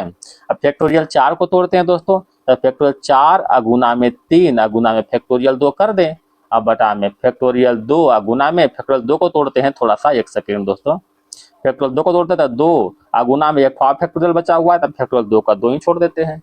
अब बटा में फैक्टोरियल 52 को तोड़े, तो 52 गुना में 51 करते हैं, गुना में फैक्टोरियल 50 कर देते हैं। अब बटा में इसको तोड़ते हैं दोस्तों, तो फैक्टोरियल 2 हो जाएगा, गुना फैक्टोरियल 2 को तोड़े दोस्तों, तो 2 गुना 1 हो जाएगा, गुना में फैक्टोरियल 50 के 50 छोड़ते हैं, फैक्टोरियल 50 से 50 कैंसिल हो गया, 2 से काटते हैं 26 दूना 52, फैक्टोरियल 2 से 2 कैंसिल हो गया, 2 दूना 4, क्या बच गया 3 दूना 6, अब बटा में कितना 26 गुना 51, कितना 26 गुना 51, बस आंसर हो जाएगा। अब तो कुछ करना है नहीं दोस्तों, इसको काट रहे थोड़ा सा, दो तिया 6, 70 तिया इक्यावन, 13 दूना 26, यानी 1/17 गुना 13। ठीक है, अब 17 गुना 13 कितना होगा दोस्तों? शायद 221 होता होगा। ठीक है, 221 होता होगा, तो ऑप्शन नंबर एक है सी, सॉरी, एक ऑप्शन नंबर सी हो जाएगा। ठीक है, क्वेश्चन नंबर 95 देखिए, कहता ए जो है बी से 5/3 गुना तेज दौड़ता है। ठीक है, कहता ए तथा बी एक दौड़ में 60 मीटर की शुरुआत देता है, तो कहता दौड़ की लंबाई ज्ञात करें। ठीक है, कहता यदि दोनों जो है एक ही समय में दौड़ खत्म करता है, ध्यान दे, कहता ए जो है बी से 5/3 गुना तेज दौड़ता है। कौन दौड़ता है तेज? ए दौड़ता है। तो ए दौड़ता है, थोड़ा सा दोस्तों एक सेकेंड, ए और बी है, ए तेज दौड़ता है, मतलब ए 5 दौड़ता है तो बी 3 दौड़ता है। ये 5 मीटर दौड़ेगा तो बी 3 मीटर दौड़ेगा। ठीक है, अगर हम बी को जो है 2 मीटर पहले से हम आगे कर देते हैं, ठीक है, तो क्या सेम में जो है सेम टाइम में मतलब पूरा कर लेगा नहीं? ठीक है, इसको पहले से 2 मीटर आगे कर देते हैं तो सेम टाइम में सेम जगह पूरा कर लेगा। यहाँ पर देख रहे हैं कितना मीटर का जो आगे दे रहा है, कितना मीटर का आगे देगा ताकि रेस सेम पूरा करेगा। तो हम देख रहे हैं 2 मीटर, इसको हम बी को 2 मीटर आगे करते हैं तो रेस जो है सेम जगह पर पूरा हो जाएगा सेम टाइम में, है ना। लेकिन यहाँ पर दे रहा है कि टोटल 60 मीटर को हम शुरुआत कर रहे हैं, तो 2 meter is equal to 60 meter हो जाएगा। ठीक है, तो कहता है दौड़ की लंबाई देखिए तो यहाँ पर कितना है, 5 दिया हुआ है। ठीक है, तो 2 को 5 बना भी आता है आपको, तो 2 को 5 बनाने के लिए यहाँ पर कितना से गुना कर देंगे बता सकते हैं?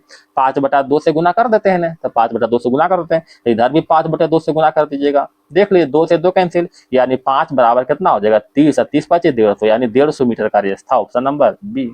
बस सिंपल सा बात था, क्वेश्चन ज्यादा हार्ड नहीं दोस्तों। क्वेश्चन नंबर देखिएगा 96 की ओर चलते हैं। कहता है मीना और उसकी माँ का आयु का अनुपात 3:8 है ना।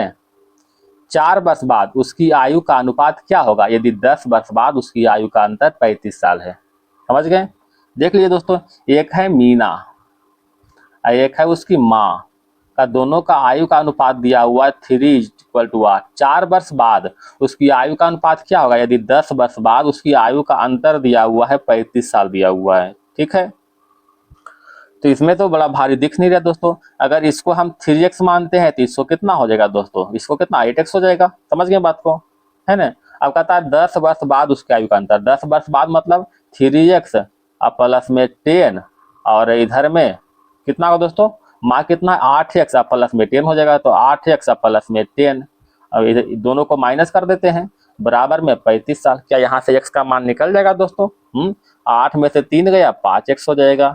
इधर ही 10 और 10 कट जाएगा दोस्तों, यानी 5x बराबर 35, 5 7 35, x का मान कितना आ जाएगा? 7 हो जाएगा। ठीक है, अब जैसे x का मान 7 हो गया दोस्तों, तो यहाँ पर निकल, यहाँ x का मान यहाँ पर 7 धर दीजिए, तो यहाँ पर कितना हो? 3 गुने 7 21, इधर 8 गुने 7 56 हो जाएगा। कह रहा था 4 वर्ष बाद का आयु क्या होगा, तो 4 वर्ष, इसमें 4 जोड़ दिए दोस्तों, इसमें 4 जोड़ते हैं तो 21 4, इधर 25 हो जाएगा, इधर 56 4 60 हो जाएगा। समझ गए? तो 25:60, 25:60, 5×25 और 12×60, यानी 5:12, ऑप्शन नंबर बी। समझ गए? क्वेश्चन नंबर 97 को आप हल कीजिएगा दोस्तों। ठीक है, बड़ा सिंपल है, ऐसा क्वेश्चन हर बार हम बता रहे हैं तो इस बार हम छोड़ रहे हैं आपके लिए क्वेश्चन, तो ऑप्शन नंबर डी हो जाएगा, भारी नहीं है इसीलिए हम छोड़ रहे हैं। ठीक है, क्वेश्चन नंबर 98 देखिए, कहता है 2 कक्षाएं ए और बी, यदि 7 विद्यार्थी ए को बी में से स्थानांतरित करते हैं तो बी जो है ए से दुगनी हो जाएगी। यदि 3 विद्यार्थी को बी में से ए भेजते हैं तो क्या कर रहा है दोस्तों? दोनों कक्षाओं में समान हो जाएगी। तो कहता है दोनों कक्षाओं में विद्यार्थी की संख्या के बीच का अंतर क्या कितना हो जाएगा? ठीक है, बड़ा सिंपल है दोस्तों। मान लेते हैं कक्षा ए में जो है x विद्यार्थी है, कक्षा बी में, सॉरी दोस्तों, कक्षा बी में y विद्यार्थी है। देखिए इसमें बड़ा सिंपल है दोस्तों, है ना। जैसे हम जान रहे हैं दोस्तों कि पूरा इसमें करना नहीं है, ठीक है, लेकिन आपको हो सकता है पूरा करना पड़ जाए।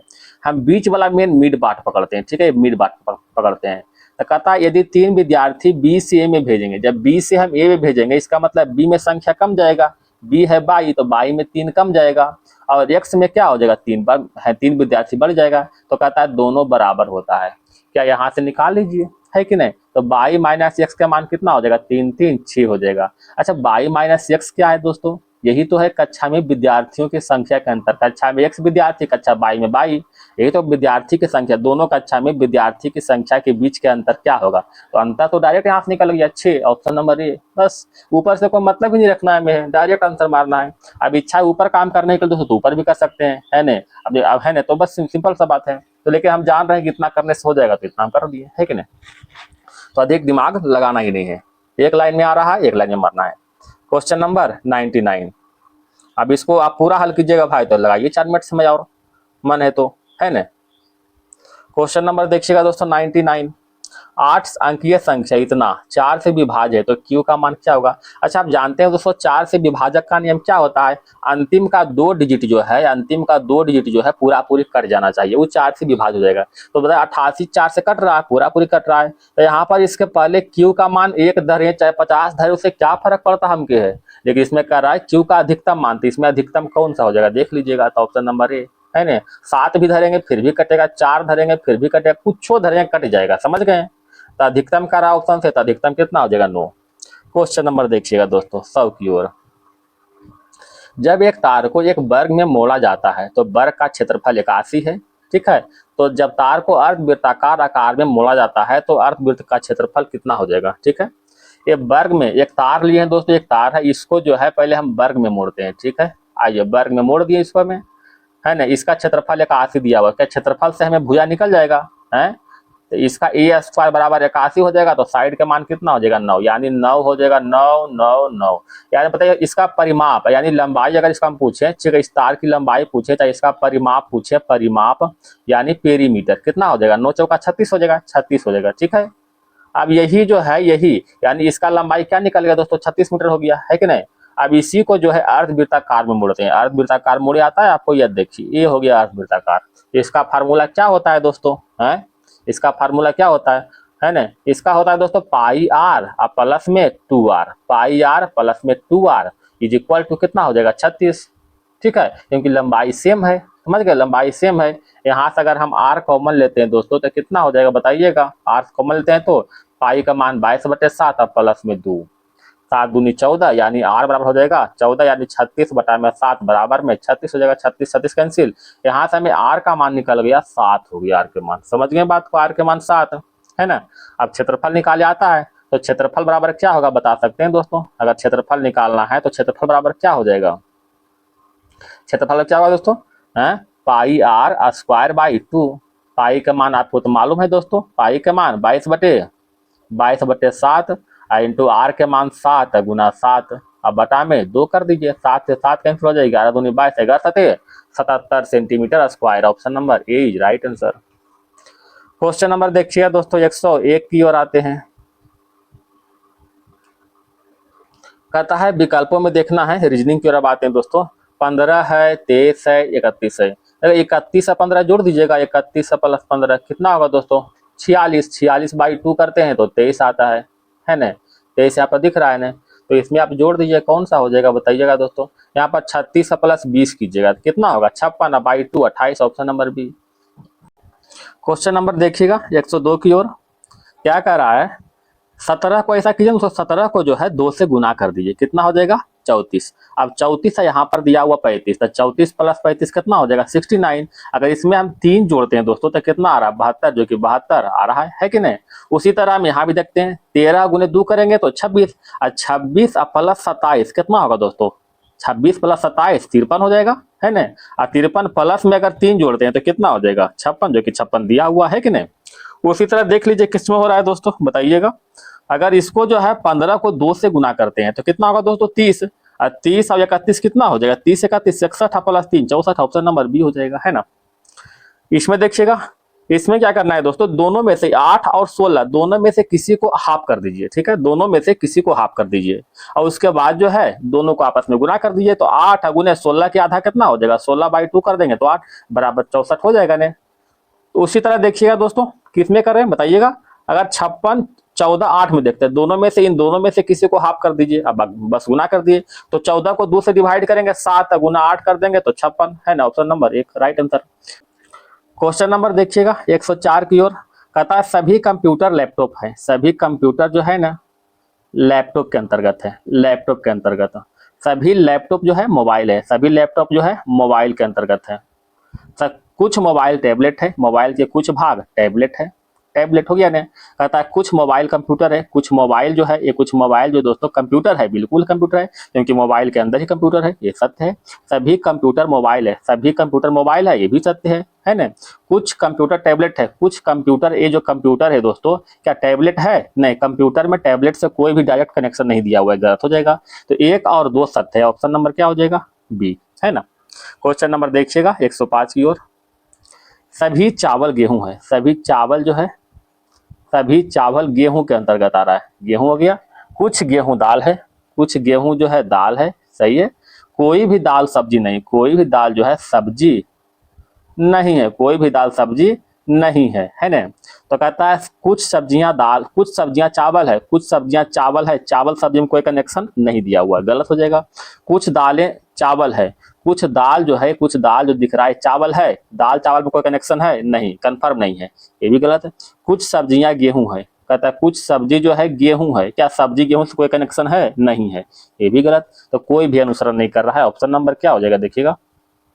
ए हो जाएगा, है ना, कोई अनुसरण नहीं कर रहा है। क्वेश्चन नंबर देखिए 106। कुछ नाशपाती आम है, कुछ नाशपाती क्या है दोस्तों? कुछ नाशपाती, नाशपाती क्या है दोस्तों? आम है। कुछ नाशपाती आम के अंतर्गत है, सॉरी दोस्तों मिस्टेक किए अभी हम, फिर से करते हैं। कुछ नाशपाती आम है, कुछ नाशपाती क्या है? आम है, आम है हो गया। कहता सभी आम अंगूर है, सभी आम जो है अंगूर के अंतर्गत है, अंगूर हो गया। सभी नाशपाती फल है, सभी नाशपाती जो है फल के अंतर्गत है, फल, सभी नाशपाती फल हो गया। कहता है कुछ नाशपाती अंगूर है, कुछ नाशपाती देख रहे अंगूर है, देख रहे तो बिल्कुल है अंगूर, यहाँ पर इतना पार्ट अंगूर दिया हुआ है ना। कुछ आम फल है, कुछ ये आम जो दिया हुआ दोस्तों, ये कुछ आम है, फल है, बिल्कुल फल, इतना पार्ट है फल, ये भी दिया हुआ है। तो 1 और 2 दोनों अनुसरण कर रहा है, ऑप्शन नंबर बी हो जाएगा। क्वेश्चन नंबर देखिए दोस्तों 107 की ओर। कहता है पी जो है ई का पिता है, ई का पिता कौन हो जाएगा? पी। ई का फादर हो जाएगा पी, ई का फादर FATH, फादर हो गया पी प्लस में, जो जेंट्स को है उसको प्लस में करते हैं, लेडीज को माइनस में करते हैं। ए की बहन हुआ ई, ए की सिस्टर हो गया, ए के सिस्टर हो गया ई, तो माइनस में हो गया, है ना। ए का केवल एक भाई एल है, ए का जो एक भाई है, ठीक है, ए का एक भाई है क्या? एल, ए का एक भाई हो गया, ब्रदर, ब्रदर क्या हो जाएगा? एल हो जाएगा, प्लस हो जाएगा, है ना। ए का एक भाई एल हो गया, लेकिन ए क्या है मालूम हमको नहीं दोस्तों, ठीक है, ये क्या है जो कहता है पी का एकलौता पोता टी हो गया, पी का एकलौता पोता, ये पोता हो गया टी, पोता, ये टी हो गया, टी हो जाएगा प्लस में, है ना। कहता ए की पत्नी एम है, ए की पत्नी एम है, पत्नी यानी वाइफ है एम, ठीक है, एम वाइफ हो जाएगा माइनस, तो यहाँ पर ये क्या हो जाएगा? प्लस हो जाएगा, ए प्लस में हो जाएगा, है ना, क्योंकि पत्नी एम है तो ये पति हो जाएगा, समझ गए। अब कहता है पी को केवल एक ही संतान विवाहित है, पी का जो है केवल एक ही संतान विवाहित है, ठीक है। तो कहता है एल और टी में क्या संबंध है? एल और कहा, एल और टी में क्या संबंध है देख लीजिए दोस्तों। अच्छा इसका पिता ये हो गया दोस्तों, ठीक है, ई का पिता, ई का पिता पी हो जाएगा, इधर ए का पिता क्या हो जाएगा देखिए तो ए का पिता ही पी होगा, है कि नहीं। तो इसके हिसाब से क्या हो सकता है बता सकते हैं दोस्तों, इसका हिसाब क्या हो जाएगा? पिता का भाई हो जाएगा, है कि नहीं, पिता का भाई हो जाएगा, ऑप्शन नंबर क्या हो जाएगा? सी, ठीक है। इसमें जो है थोड़ा सा बोर्ड पर साक्षात पढ़ाते हैं तो समझ में आपको अधिक आता है, लेकिन यहाँ पर हम अप्रत्यक्ष हो रहे हैं दोस्तों, थोड़ा समझाना इसमें है ना थोड़ा कठिन होता है कि नहीं, तो थोड़ा माफ कीजिएगा, इस सभी में क्या कर सकते हैं हम। क्वेश्चन नंबर 108 देखिएगा, 108 में क्या कर रहा है? कहता निश्चित कूट भाषा में, ध्यान दीजिएगा दोस्तों, परसेंटेज का अर्थ क्या देखे, परसेंटेज का अर्थ हो रहा है पत्नी, यानी पत्नी, इसका पत्नी हो गया एम, ठीक है, पत्नी हो गया एम, तो ये जो के क्या हो जाएगा? पति हो जाएगा, ठीक है, पति पत्नी। एट द रेट का हो रहा है बहन, इसका बहन सिस्टर हो रहा है दोस्तों, सिस्टर हो गया, माइनस में हो जाएगा, है ना, माइनस में। एंड का अर्थ क्या हो रहा है? पिता, इसका पिता हो रहा है, देखिए पिता, फादर, प्लस में हो जाएगा। एट द रेट का अर्थ क्या है दोस्तों? एट द रेट का अर्थ देखिए बहन, यह देखो इसका बहन हो गया, टी का बहन क्यू, सिस्टर हो गया, क्यू बहन हो गया, समझ गए बात को। तो इसमें क्या कह रहा है दोस्तों? कहता है के और टी से क्या संबंध है? इधर टी हो गया, आपको दिख रहा है, इधर टी हो गया दोस्तों, इधर के, दोनों में से क्या संबंध है? तो ये दोनों तो पति पत्नी हो गया, इसका बहन ही है और इसका फादर ही है, इसका मतलब क्या हो जाएगा? ये टी जो हो जाएगा, है ना। टी जो क्या हो, मतलब टी का दामाद हो जाएगा के, टी का दामाद क्या हो जाएगा के, ऑप्शन नंबर सी हो जाएगा, टी का दामाद के। क्वेश्चन नंबर देखिए दोस्तों 109 की ओर। एप्पल दिया हुआ है, एप्पल को 250 लिखा हुआ है, ठीक है। एप्पल का कोड वर्ड थोड़ा लिखते हैं दोस्तों। ए का होता है 1, पी का होता है 16, इधर भी 16, 16 16 16 कितना होगा दोस्तों 32 हो जाएगा ने। एल का हो जाएगा 12 और ई का हो जाएगा 5, 12 5 17 हो जाएगा, ठीक है। जोड़ दिए 17 1 18 और 32 और 18 कितना हो जाएगा 32 8 40 50, ठीक है 50। यहाँ पर देख टोटल 5 लेटर है दोस्तों एप्पल में, इसको 5 से गुना कर दिया गया, ठीक है। 50 25 250, 250 दिया हुआ यहाँ पर देख रहे हैं, है ना। उसी तरह यहाँ भी है दोस्तों, बी का लिखिए कोड कितना 2 और प्लस 5 और प्लस 18 प्लस 18 कितना हो जाएगा 36 हो जाएगा, और प्लस में 22 के 25 हो गया, है ना। 25 5 30 और 36 और 2 38 यानी 68। और गुना में कितना वर्ड है 5 वर्ड, 5 से गुना कर दिएगा 340 आ जाएगा, समझ गए। तो इसको भी इसी तरह से कर दीजिएगा आप लोग, हो जाएगा। लीची का एल का 12, आई का 9, टी का 20 और सी का 3, एच का 8 हो जाएगा, आई का 9 हो जाएगा, बस हो गया, है ना। बस इसको जोड़ दीजिए, 9 और 9 18 हो जाएगा दोस्तों, है ना। 18 18 12 कितना हो जाएगा 30, 30 20 50 और 50 और 10 60 1 61, 61 गुना कितना कर देना 6 कर देना, तो 1 6 6 6 6 36। कहीं गलती की है क्या दोस्तों, थोड़ा सा कहीं देखिएगा, इसमें जोड़ने में शायद कहीं मिस्टेक किया होगा, है ना। जोड़ने में एल का 12 हो जाएगा, आई का 9, टी का 20, सी का 3, एच का 8, आई का 9, सही तो किए हैं। तो 12 9 21 20 41, 41 और 3 44 हो गया, और 9 8 17, 7 4 11, 4 1 5 1 6 61, है ना। इसको 5 से ही गुना कर, सबको 5 से ही गुना कर रहा है दोस्तों, ठीक है। तो 61 को जो है 5 से ही गुना कर रहा है, तो 61 गुना 5 करेंगे तो कितना हो जाएगा 305, ऑप्शन नंबर 1 हो जाएगा, ठीक है। इसमें भी 5 से गुना किया, इसमें 5 से गुना, इसमें लेटर से मतलब नहीं रख रहा है कि हाँ कितना लेटर है उससे गुना करे, नहीं ऑप्शन नहीं कर रहा है, ठीक है। सब में 5 से गुना कर रहा है, तो 109 हो जाएगा। 109 हो गया। क्वेश्चन नंबर देखिएगा 110 की ओर। यहाँ पर फीड का दिया हुआ 24, ठीक है। अच्छा ये अकाउंट का दिया हुआ 42, यहाँ पर देख रहे हैं 4 गो अक्षर है, ठीक है। 4 को हम 6 से गुना करें कितना हो जाएगा 24 आ जाएगा दोस्तों। देखिए तो यहाँ पर टोटल जो है 7 अक्षर है, तो 7 को हम फिर 6 से गुना करेंगे तो 42 आ जाएगा दोस्तों। यानी जितना भी अक्षर है उसको 6 से गुना कर रहे हैं। यहाँ पर 5 अक्षर है, तो 5 को हम 6 से गुना करेंगे कितना हो जाएगा 30, ऑप्शन नंबर सी, ठीक है। क्वेश्चन नंबर 11 देखते हैं दोस्तों क्या कर रहा है। 11 में क्या कर रहा है दोस्तों, 9 7 63, ऐसा तो नहीं हो रहा दोस्तों, हमें लग रहा है 9 7 63, 9 गुने 7 तो किया है दोस्तों, 9 गुने 7 63, प्लस में 9 7 16 करते हैं, तो देखे तो 79 आ रहा है, बिल्कुल आ रहा है। फिर इसको 8 गुने 7 कीजिएगा तो कितना हो जाएगा 8 7 56, प्लस में 8 7 15 जोड़ दीजिएगा तो कितना हो जाएगा दोस्तों 71 हो जाएगा, 71। उसी तरह यहाँ भी कीजिएगा, 9 6 54, 9 6 54 प्लस 9 6 15 हो जाएगा, जोड़िएगा तो कितना हो दोस्तों 54 5 59 10 69 हो जाएगा, ऑप्शन नंबर ए हो जाएगा, है ना। तो क्वेश्चन नॉर्मल था, ठीक है। बाकी तो अपना अपना सेंस लगाना है जितना हो सके।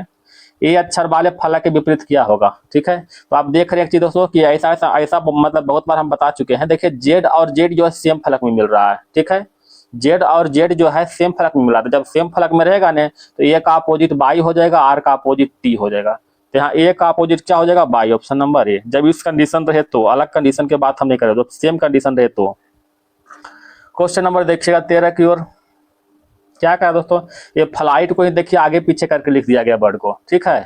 देखिए एफ एल आई लिखा हुआ, एफ एल आई कहाँ देखे तो यहाँ पर एफ दिया हुआ, एल उधर आई दिया हुआ है, एफ के आगे एल और आई पीछे कर दिया है ना। तो यहाँ भी लिखिए जी ए आर, जी कहाँ है दोस्तों, जी हो गया, ए और आर देख रहे हैं, और कहीं दिख रहा है दोस्तों जी आर इस तरह का नहीं दिख रहा है, केवल बी में ही दिख रहा है, ठीक है। वर्ड को केवल आगे पीछे किया लिख दिया गया है।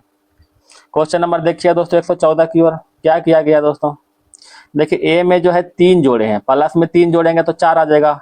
18 में कितना जोड़ रहे हैं दोस्तों, 18 में 5 जोड़ रहे हैं, ठीक है। 3 और 5 जोड़ा गया, इसमें भी 3 जोड़ो तो 7 3 10 यानी जे हो जाएगा।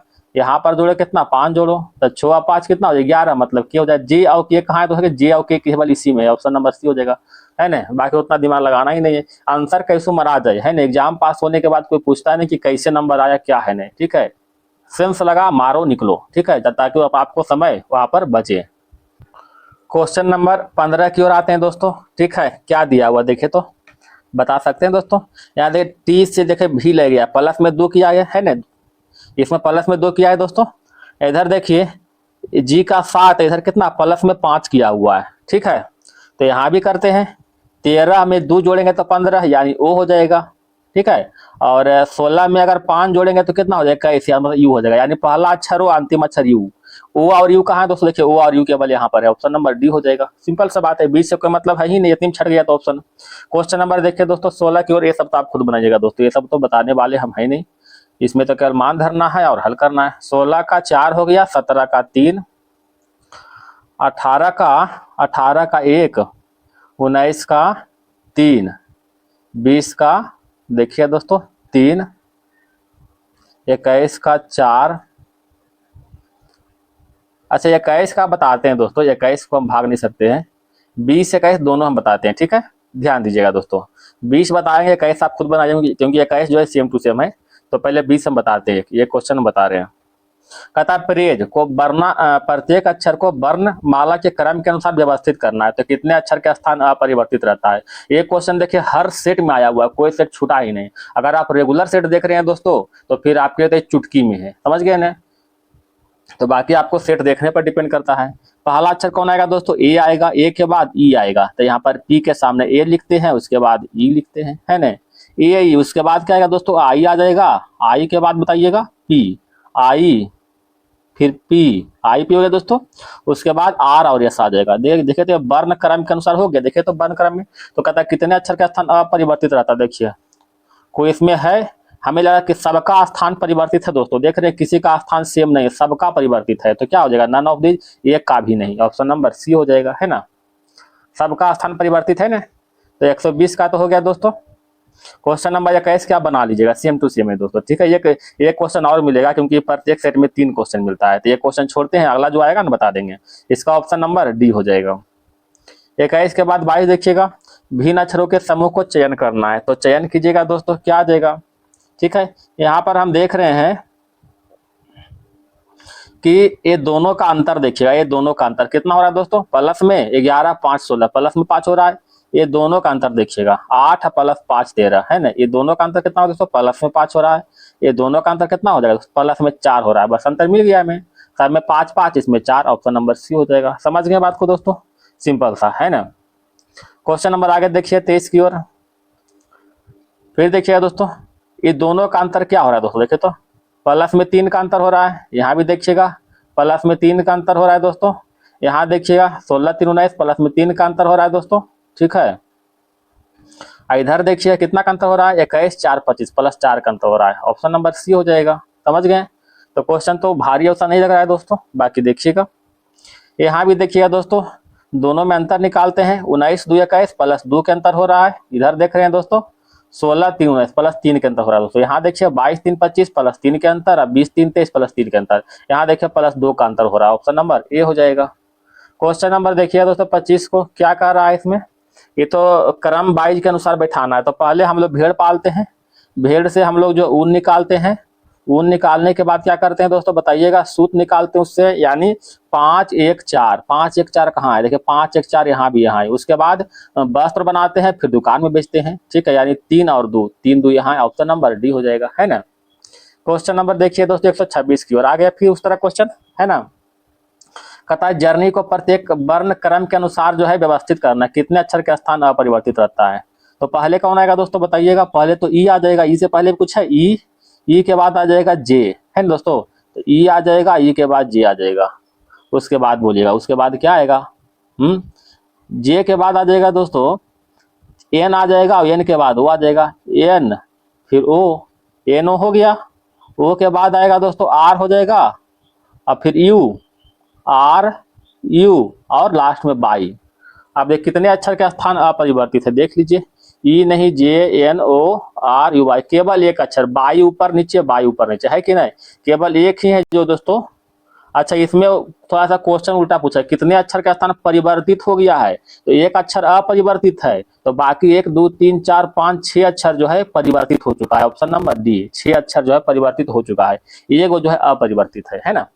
127 से काउंटिंग कीजिएगा दोस्तों, इसका तो ऑप्शन नंबर क्या हो जाएगा, ये हो जाएगा, ठीक, काउंटिंग कीजिएगा इसको, तो यहाँ भी देखिए काउंटिंग करने वाला है, ठीक है। तो आप लोग तो काउंटिंग में ऐसे ही माहिर हैं, हालांकि दोनों लगभग सेम ही है दोस्तों, ठीक है। क्वेश्चन नंबर 29 देखिएगा, 29 में क्या कर रहा है देखिए तो, कहता वर्गों के समुच्चय को चयन करें जो बीच संबंध को निम्नलिखित बयान आरेख द्वारा सर्वोत्तम रूप से व्यक्त करता है। इसमें क्या है, नौकरशाह पुरुष और महिला, पुरुष अलग है दोस्तों, महिला अलग है। इसमें देखिए इस डायग्राम में सब मिक्स है, ठीक है। इसके अनुसार पुरुष के कुछ भाग महिला भी होना चाहिए, लेकिन ऐसा तो होता नहीं है, ये गलत हो गया। यहाँ पर देख रहे हैं दोस्तों, डॉक्टर पिता बहने, देखिए पिता अलग हो जाएगा, बहने अलग हो जाएगा, ये भी गलत हो गया। बहिर्मुखी पुरुष और आकर्षक, बहिर्मुखी के अंतर्गत पुरुष भी हो सकता है, चाहे आकर्षक भी। आकर्षक के अंतर्गत पुरुष भी कुछ भाग हो सकता है, बहिर्मुखी भी।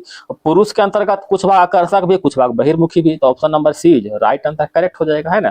क्वेश्चन नंबर देखिएगा, ए जो है आम, बी केला, सी सेव है। कितने लोग केवल केला, केवल दिया ध्यान, केवल केला है दोस्तों, तो केला जो कर रहा है बी केला है, तो बी केवल 31 गो, ऑप्शन नंबर बी। अगर पूछता कितने लोग केला पसंद करते हैं, केवल छोड़ देता, तो 31 इधर प्लस 2 33 और 5 38 हो जाता, ठीक है। मैंने केला के लिए, लेकिन केवल केला दिया हुआ था, केवल केला में 31 आ जाएगा। क्वेश्चन नंबर 71 देखिएगा, कहता है 19, 19 को 2 से गुना करेंगे दोस्तों, ठीक है। 19 को 2 से गुना करेंगे तो कितना हो जाएगा, 38। 38 में से 1 घटाते हैं तो कितना आता है 37, देखिए 37 से लिखा हुआ है ना। अभी 37 को 2 से गुना करते हैं, कितना होगा, 74 में से 2 घटाते हैं तो कितना आ जाएगा, 72। देखिए 72 भी लिखा हुआ है, यानी गुना 2 -1 और फिर गुना 2 -2 करना है। देखिए यहाँ 15 गुने 2 और -1 करेंगे तो 29, 29 गुने 2 और -2 करेंगे तो 56 आ जाएगा, है ना। अब देख लीजिए कौन सा होगा दोस्तों। 18 गुने 2 करेंगे, ऑप्शन नंबर सी पकड़ रहे हैं दोस्तों, है ना। 18 गुने 2 करेंगे तो 36, में से 1 गया 35, 35 गुने 2 करेंगे तो कितना होगा, 70, 70 में से 1 जा रहा है दोस्तों, यहाँ पर गलत हो गया देखिए, ठीक है। तो देख लीजिए यहाँ पर ऑप्शन नंबर 1 चेक कीजिए, 11 गुने 2 करते हैं तो 22, में से 1 गया 21, 21 गुने 2 करते हैं तो 42, 42 में से 2 गया 40, ऑप्शन नंबर ए राइट आंसर हो जाएगा। क्वेश्चन नंबर देखिएगा 32 की ओर, सभी भूमि ठोस है, सभी भूमि क्या है, सभी भूमि ठोस के अंतर्गत है, सभी भूमि ठोस है। कोई भूमि लड़का नहीं है, कोई भूमि जो है लड़का नहीं है, कोई भूमि लड़का नहीं है। सभी ठोस भूमि है, क्या सभी ठोस भूमि है, नहीं, कुछ ठोस भूमि होगा, ठीक है, कुछ ठोस भूमि, ये तो गलत हो गया। सभी लड़के ठोस है, क्या सभी लड़के जो है ठोस है, ठोस लड़का में कोई संबंध दिया हुआ ही नहीं, ये भी गलत हो गया। तो कोई भी कथन सत्य नहीं है, ऑप्शन नंबर सी हो जाएगा। क्वेश्चन नंबर देखिए दोस्तों 33 की ओर, देखिए एक हम ऐसा बता चुके हैं, आप एक तो हम आपके लिए छोड़ते दोस्तों, तो एक आप ही बना लीजिएगा, ठीक ना। इसका ऑप्शन नंबर हो जाएगा ए। एक हम बता चुके, एक नहीं 2 बताए हैं, तो कम से कम एक तो आप बनाइएगा ना, है ना। 34 के देखिए दोस्तों, कुल का दिया हुआ 180, इसका कूटबद्ध किया गया है, तो कुल का देखिए अगर कोडवर्ड में लिखते हैं दोस्तों तो क्या हो जाएगा बताइएगा कुल का। लिखिए कुल का कोडवर्ड लिख रहे हैं दोस्तों, तो 3 हो जाएगा, 15 और प्लस 15 प्लस में 12, 15 15 30 और 30 12 42 3 45, 45 और 4 से गुना करते हैं दोस्तों तो कितना आ रहा है, 180 आता है ना।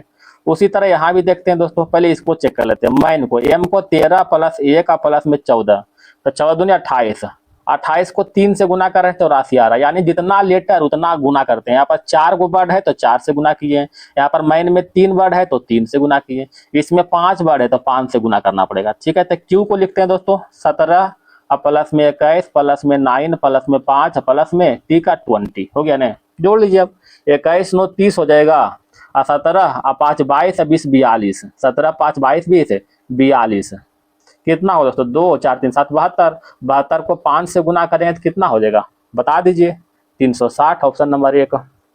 क्वेश्चन नंबर देखिए दोस्तों 35 की ओर, 35 में क्या कर रहा है दोस्तों बता सकते हैं। 35 में कर रहा है दोस्तों, कुछ नहीं करना है, ये दोनों का स्क्वायर कर देना है, तो 25 का स्क्वायर कितना होता है 625, इधर 5 का स्क्वायर कितना होगा 25, ये दोनों को जोड़ दीजिएगा, ठीक है, प्लस कर दीजिएगा, कितना होगा, सॉरी माइनस किए दोस्तों, मिस्टेक कर गए, माइनस कर दीजिएगा, तो 625 में से 25 जाएगा 600 आ जाएगा, देख रहे 600 है, उसको इसको भी वैसे ही कीजिएगा दोस्तों, ठीक है। यहाँ पर क्या लेंगे, बाकी ऑप्शन को चेक कर लीजिएगा, ठीक है। 9 का स्क्वायर 81 हो रहा है, 9 का स्क्वायर 81, अगर हम ऑप्शन नंबर बी पकड़ते हैं तो 21 का स्क्वायर 441 है, घटाएंगे तो इतना आएगा नहीं, तो कौन सा होगा दोस्तों, इसमें एक ही को ऑप्शन दिख रहा है, ऑप्शन नंबर 1 है ना। 31 का स्क्वायर कितना होता है 961, 31 के स्क्वायर करेंगे तो 961, अब में से 961 नहीं होता है दोस्तों, 9 9 81, ये भी नहीं हो रहा दोस्तों, 31 का स्क्वायर 961 होता है ना। तो अब दोनों को मतलब घटा दीजिएगा दोस्तों, तो 961 में से 81 घटाएंगे कितना हो जाएगा, 880 बच जाएगा ने, 880 दिया हुआ है। तो ऑप्शन नंबर एक ही राइट आंसर हो जाएगा, 31 हो जाएगा, है ना। क्वेश्चन नंबर 36 की ओर चलते हैं।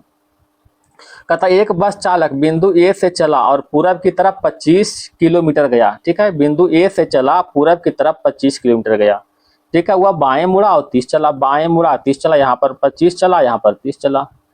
फिर वह जो है बाएं मुड़ा और 15 चला, बाएं मुड़ा फिर 15 चला, है ना। फिर कहता है दोस्तों बाएं मुड़ा और 30 चला, बाएं मुड़ा फिर 30 चल गया, समझ गए। तो कहता है बिंदु बी पर, यहाँ पर बिंदु बी हो गया, तो कहता है बी बिंदु जो है ए से, यहाँ पर ए है, यहाँ पर बी कितना दूर है, तो यहाँ पर 15 नीचे ऊपर, तो यहाँ पर नीचे भी 15, टोटल 25 दिया हुआ, तो ये कितना बच गया, 10 बच गया, तो 10 किलोमीटर हो जाएगा ऑप्शन नंबर। बिंदु बी जो ए से, तो ए से जो पूरब की ओर 10 किलोमीटर, ऑप्शन नंबर डी हो जाएगा। क्वेश्चन नंबर देखिएगा दोस्तों 37, हल कीजिएगा दोस्तों, 37 का डी हो जाएगा। 38 देखिएगा दोस्तों, कुछ दिया हुआ WANDERLUST के प्रत्येक अक्षर को बाएं से दाएं वर्णमाला के क्रम व्यवस्थित किया जाता है, तो कितने अक्षरों के स्थान परिवर्तित नहीं होगा। सेम टू सेम है दोस्तों, ठीक, खाली बस वर्ड बड़ा किया हुआ है, जैसे पीछे बताया सेम टू सेम कीजिएगा। और कितने अक्षर का स्थान परिवर्तित नहीं हुआ है, मतलब अपरिवर्तित हुआ है, ठीक है, उसका निकालना है। इसका राइट आंसर होगा दोस्तों ऑप्शन नंबर बी हो जाएगा, ठीक है। दो को बता चुके हैं ना, एक बना लीजिएगा आप, सेम टू सेम है, कोई चेंज नहीं है, बस केवल सजा देना है ABCD के क्रम में, है ना।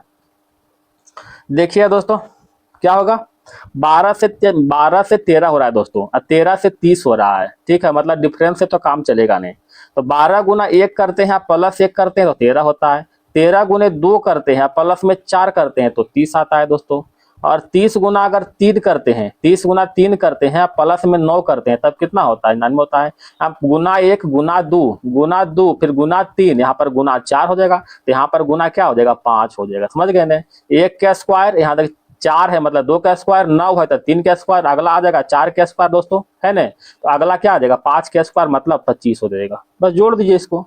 तो 412 गुने 5 कितना हो जाएगा, है 2060 हो जाएगा दोस्तों। आप प्लस में 25 जोड़ेंगे कितना हो जाएगा, 2085 हो जाएगा, नंबर सी। क्वेश्चन नंबर देखिए दोस्तों 40 की ओर, दर्पण रखा हुआ, ठीक है, दर्पण रखा हुआ है।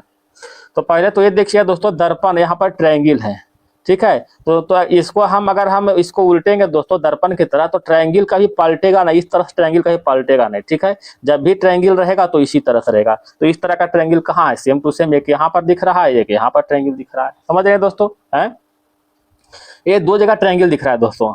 जब इसको हम इधर से इधर हम ट्रांसफर करेंगे दोस्तों, तो एक जो ऊपर है ऊपर रहेगा दोस्तों, ऊपर से नीचे कभी नहीं आएगा।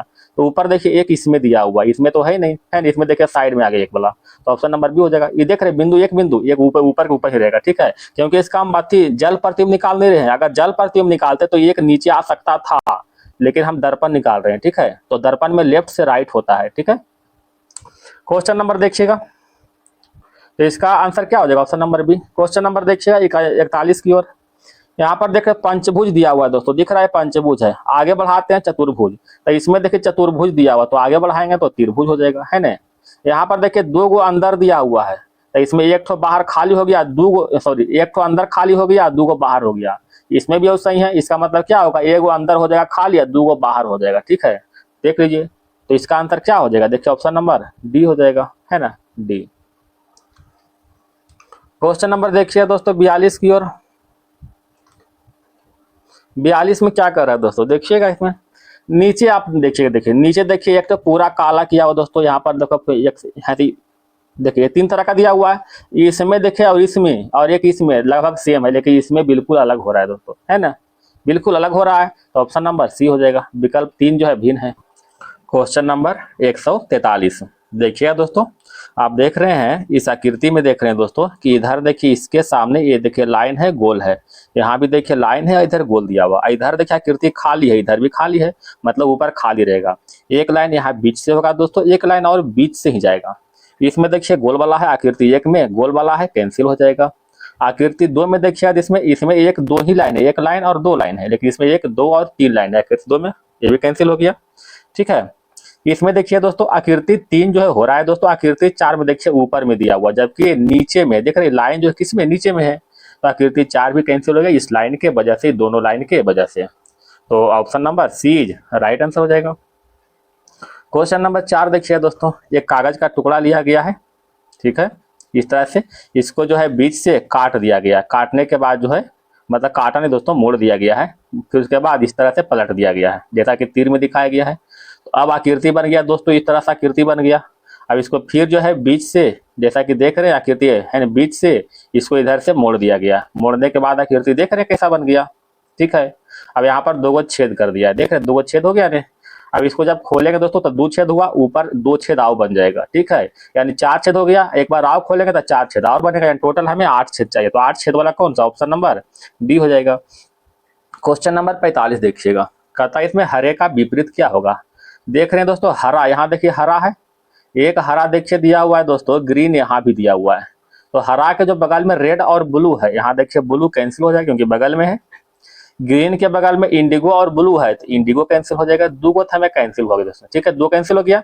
अब आप जो है दोस्तों ये दोनों डायग्राम को पकड़ लीजिए, ये दोनों डायग्राम को। ठीक है, यहाँ पर देखिए रेड है तो इसको क्लॉकवाइज घुमाइए, रेड ऑरेंज और वायलेट, रेड ऑरेंज और वायलेट। यहाँ देखिए रेड ग्रीन और ब्लू। ठीक है, तो रेड हो जाएगा, पहला हम देख रहे हैं ऑरेंज हो जाएगा और वायलेट हो जाएगा। दूसरा हम देख रहे हैं दोस्तों रेड हो जाएगा और ग्रीन हो जाएगा और इधर ब्लू हो जाएगा। तो देख रहे हैं ग्रीन का अपोजिट क्या हो रहा है, ग्रीन का opposite orange, option number D हो जाएगा। क्वेश्चन नंबर 46 देखिए दोस्तों, इसको तो आप ज्वाइंट कीजिएगा दोस्तों तो कैसा आकृति बनेगा, बताइएगा दोस्तों कैसा आकृति बनेगा। ऑप्शन नंबर बी हो जाएगा, है ना। क्वेश्चन नंबर देखिएगा 47 की ओर, ये तो समूह में किया गया है, चेक कर लीजिए कौन सा होगा या फिर कौन सा नहीं होगा। तो पहले 1 में चेक करते, 1 और 4 दिया हुआ है। देखिए 1 और 4 देखिए दोनों सेम तरह का लग रहा है, देखिए तो 1 4 है ना। 2 और 3 देखिए, 2 और 3 दोनों सेम लग रहा है दोस्तों, है ना। 5 और 6 भी दोनों सेम है, तथा ऑप्शन नंबर ए राइट आंसर हो जाएगा। क्वेश्चन नंबर 48 देखिए दोस्तों, ये सभी को अगर बोर्ड में समझाते हैं दोस्तों तो बहुत ही अच्छा होता है, लेकिन क्या करें बोर्ड तो उपलब्ध है नहीं मेरे पास। आप लोग थोड़ा सपोर्ट कीजिएगा दोस्तों, तो बोर्ड में अच्छी तरह समझा पाए कभी, और सब बोर्ड लाएं तो। और सर मेरे पास बोर्ड अभी है नहीं, बस आप लोग सपोर्ट कीजिए दोस्तों। ठीक है, क्वेश्चन नंबर 148 देखिएगा, अपने अपने ग्रुप में थोड़ा शेयर कीजिए दोस्तों ताकि कुछ बढ़े, है ना, ताकि बोर्ड एक खरीद सके आपके लिए।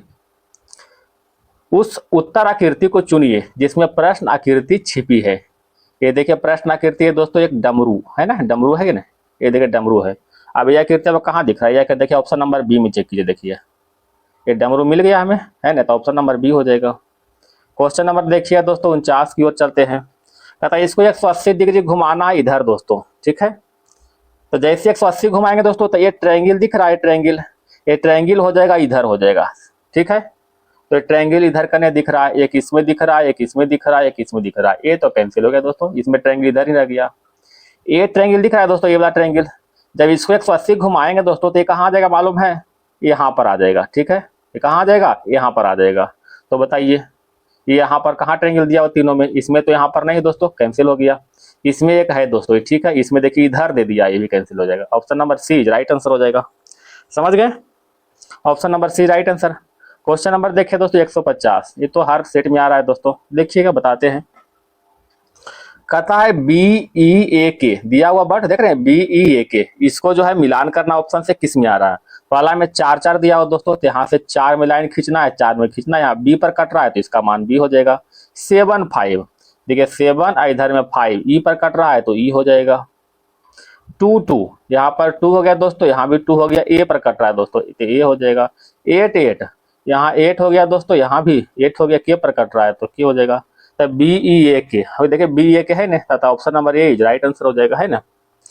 तो ये सेट खत्म हो गया दोस्तों, पूरा सेट प्रैक्टिस हम समाप्त कर दिए हैं, जैसा कि हम अपने अनुसार वादा किए थे कि सेट खत्म करना है, तो खत्म कर चुके हैं दोस्तों। बस थोड़ा सा आपका सपोर्ट बना रहेगा दोस्तों तो और अच्छी तरह से हो पाएगा। ठीक है, धन्यवाद दोस्तों, आपका दिन शुभ रहे, हंसते रहे, मुस्कुराते रहे।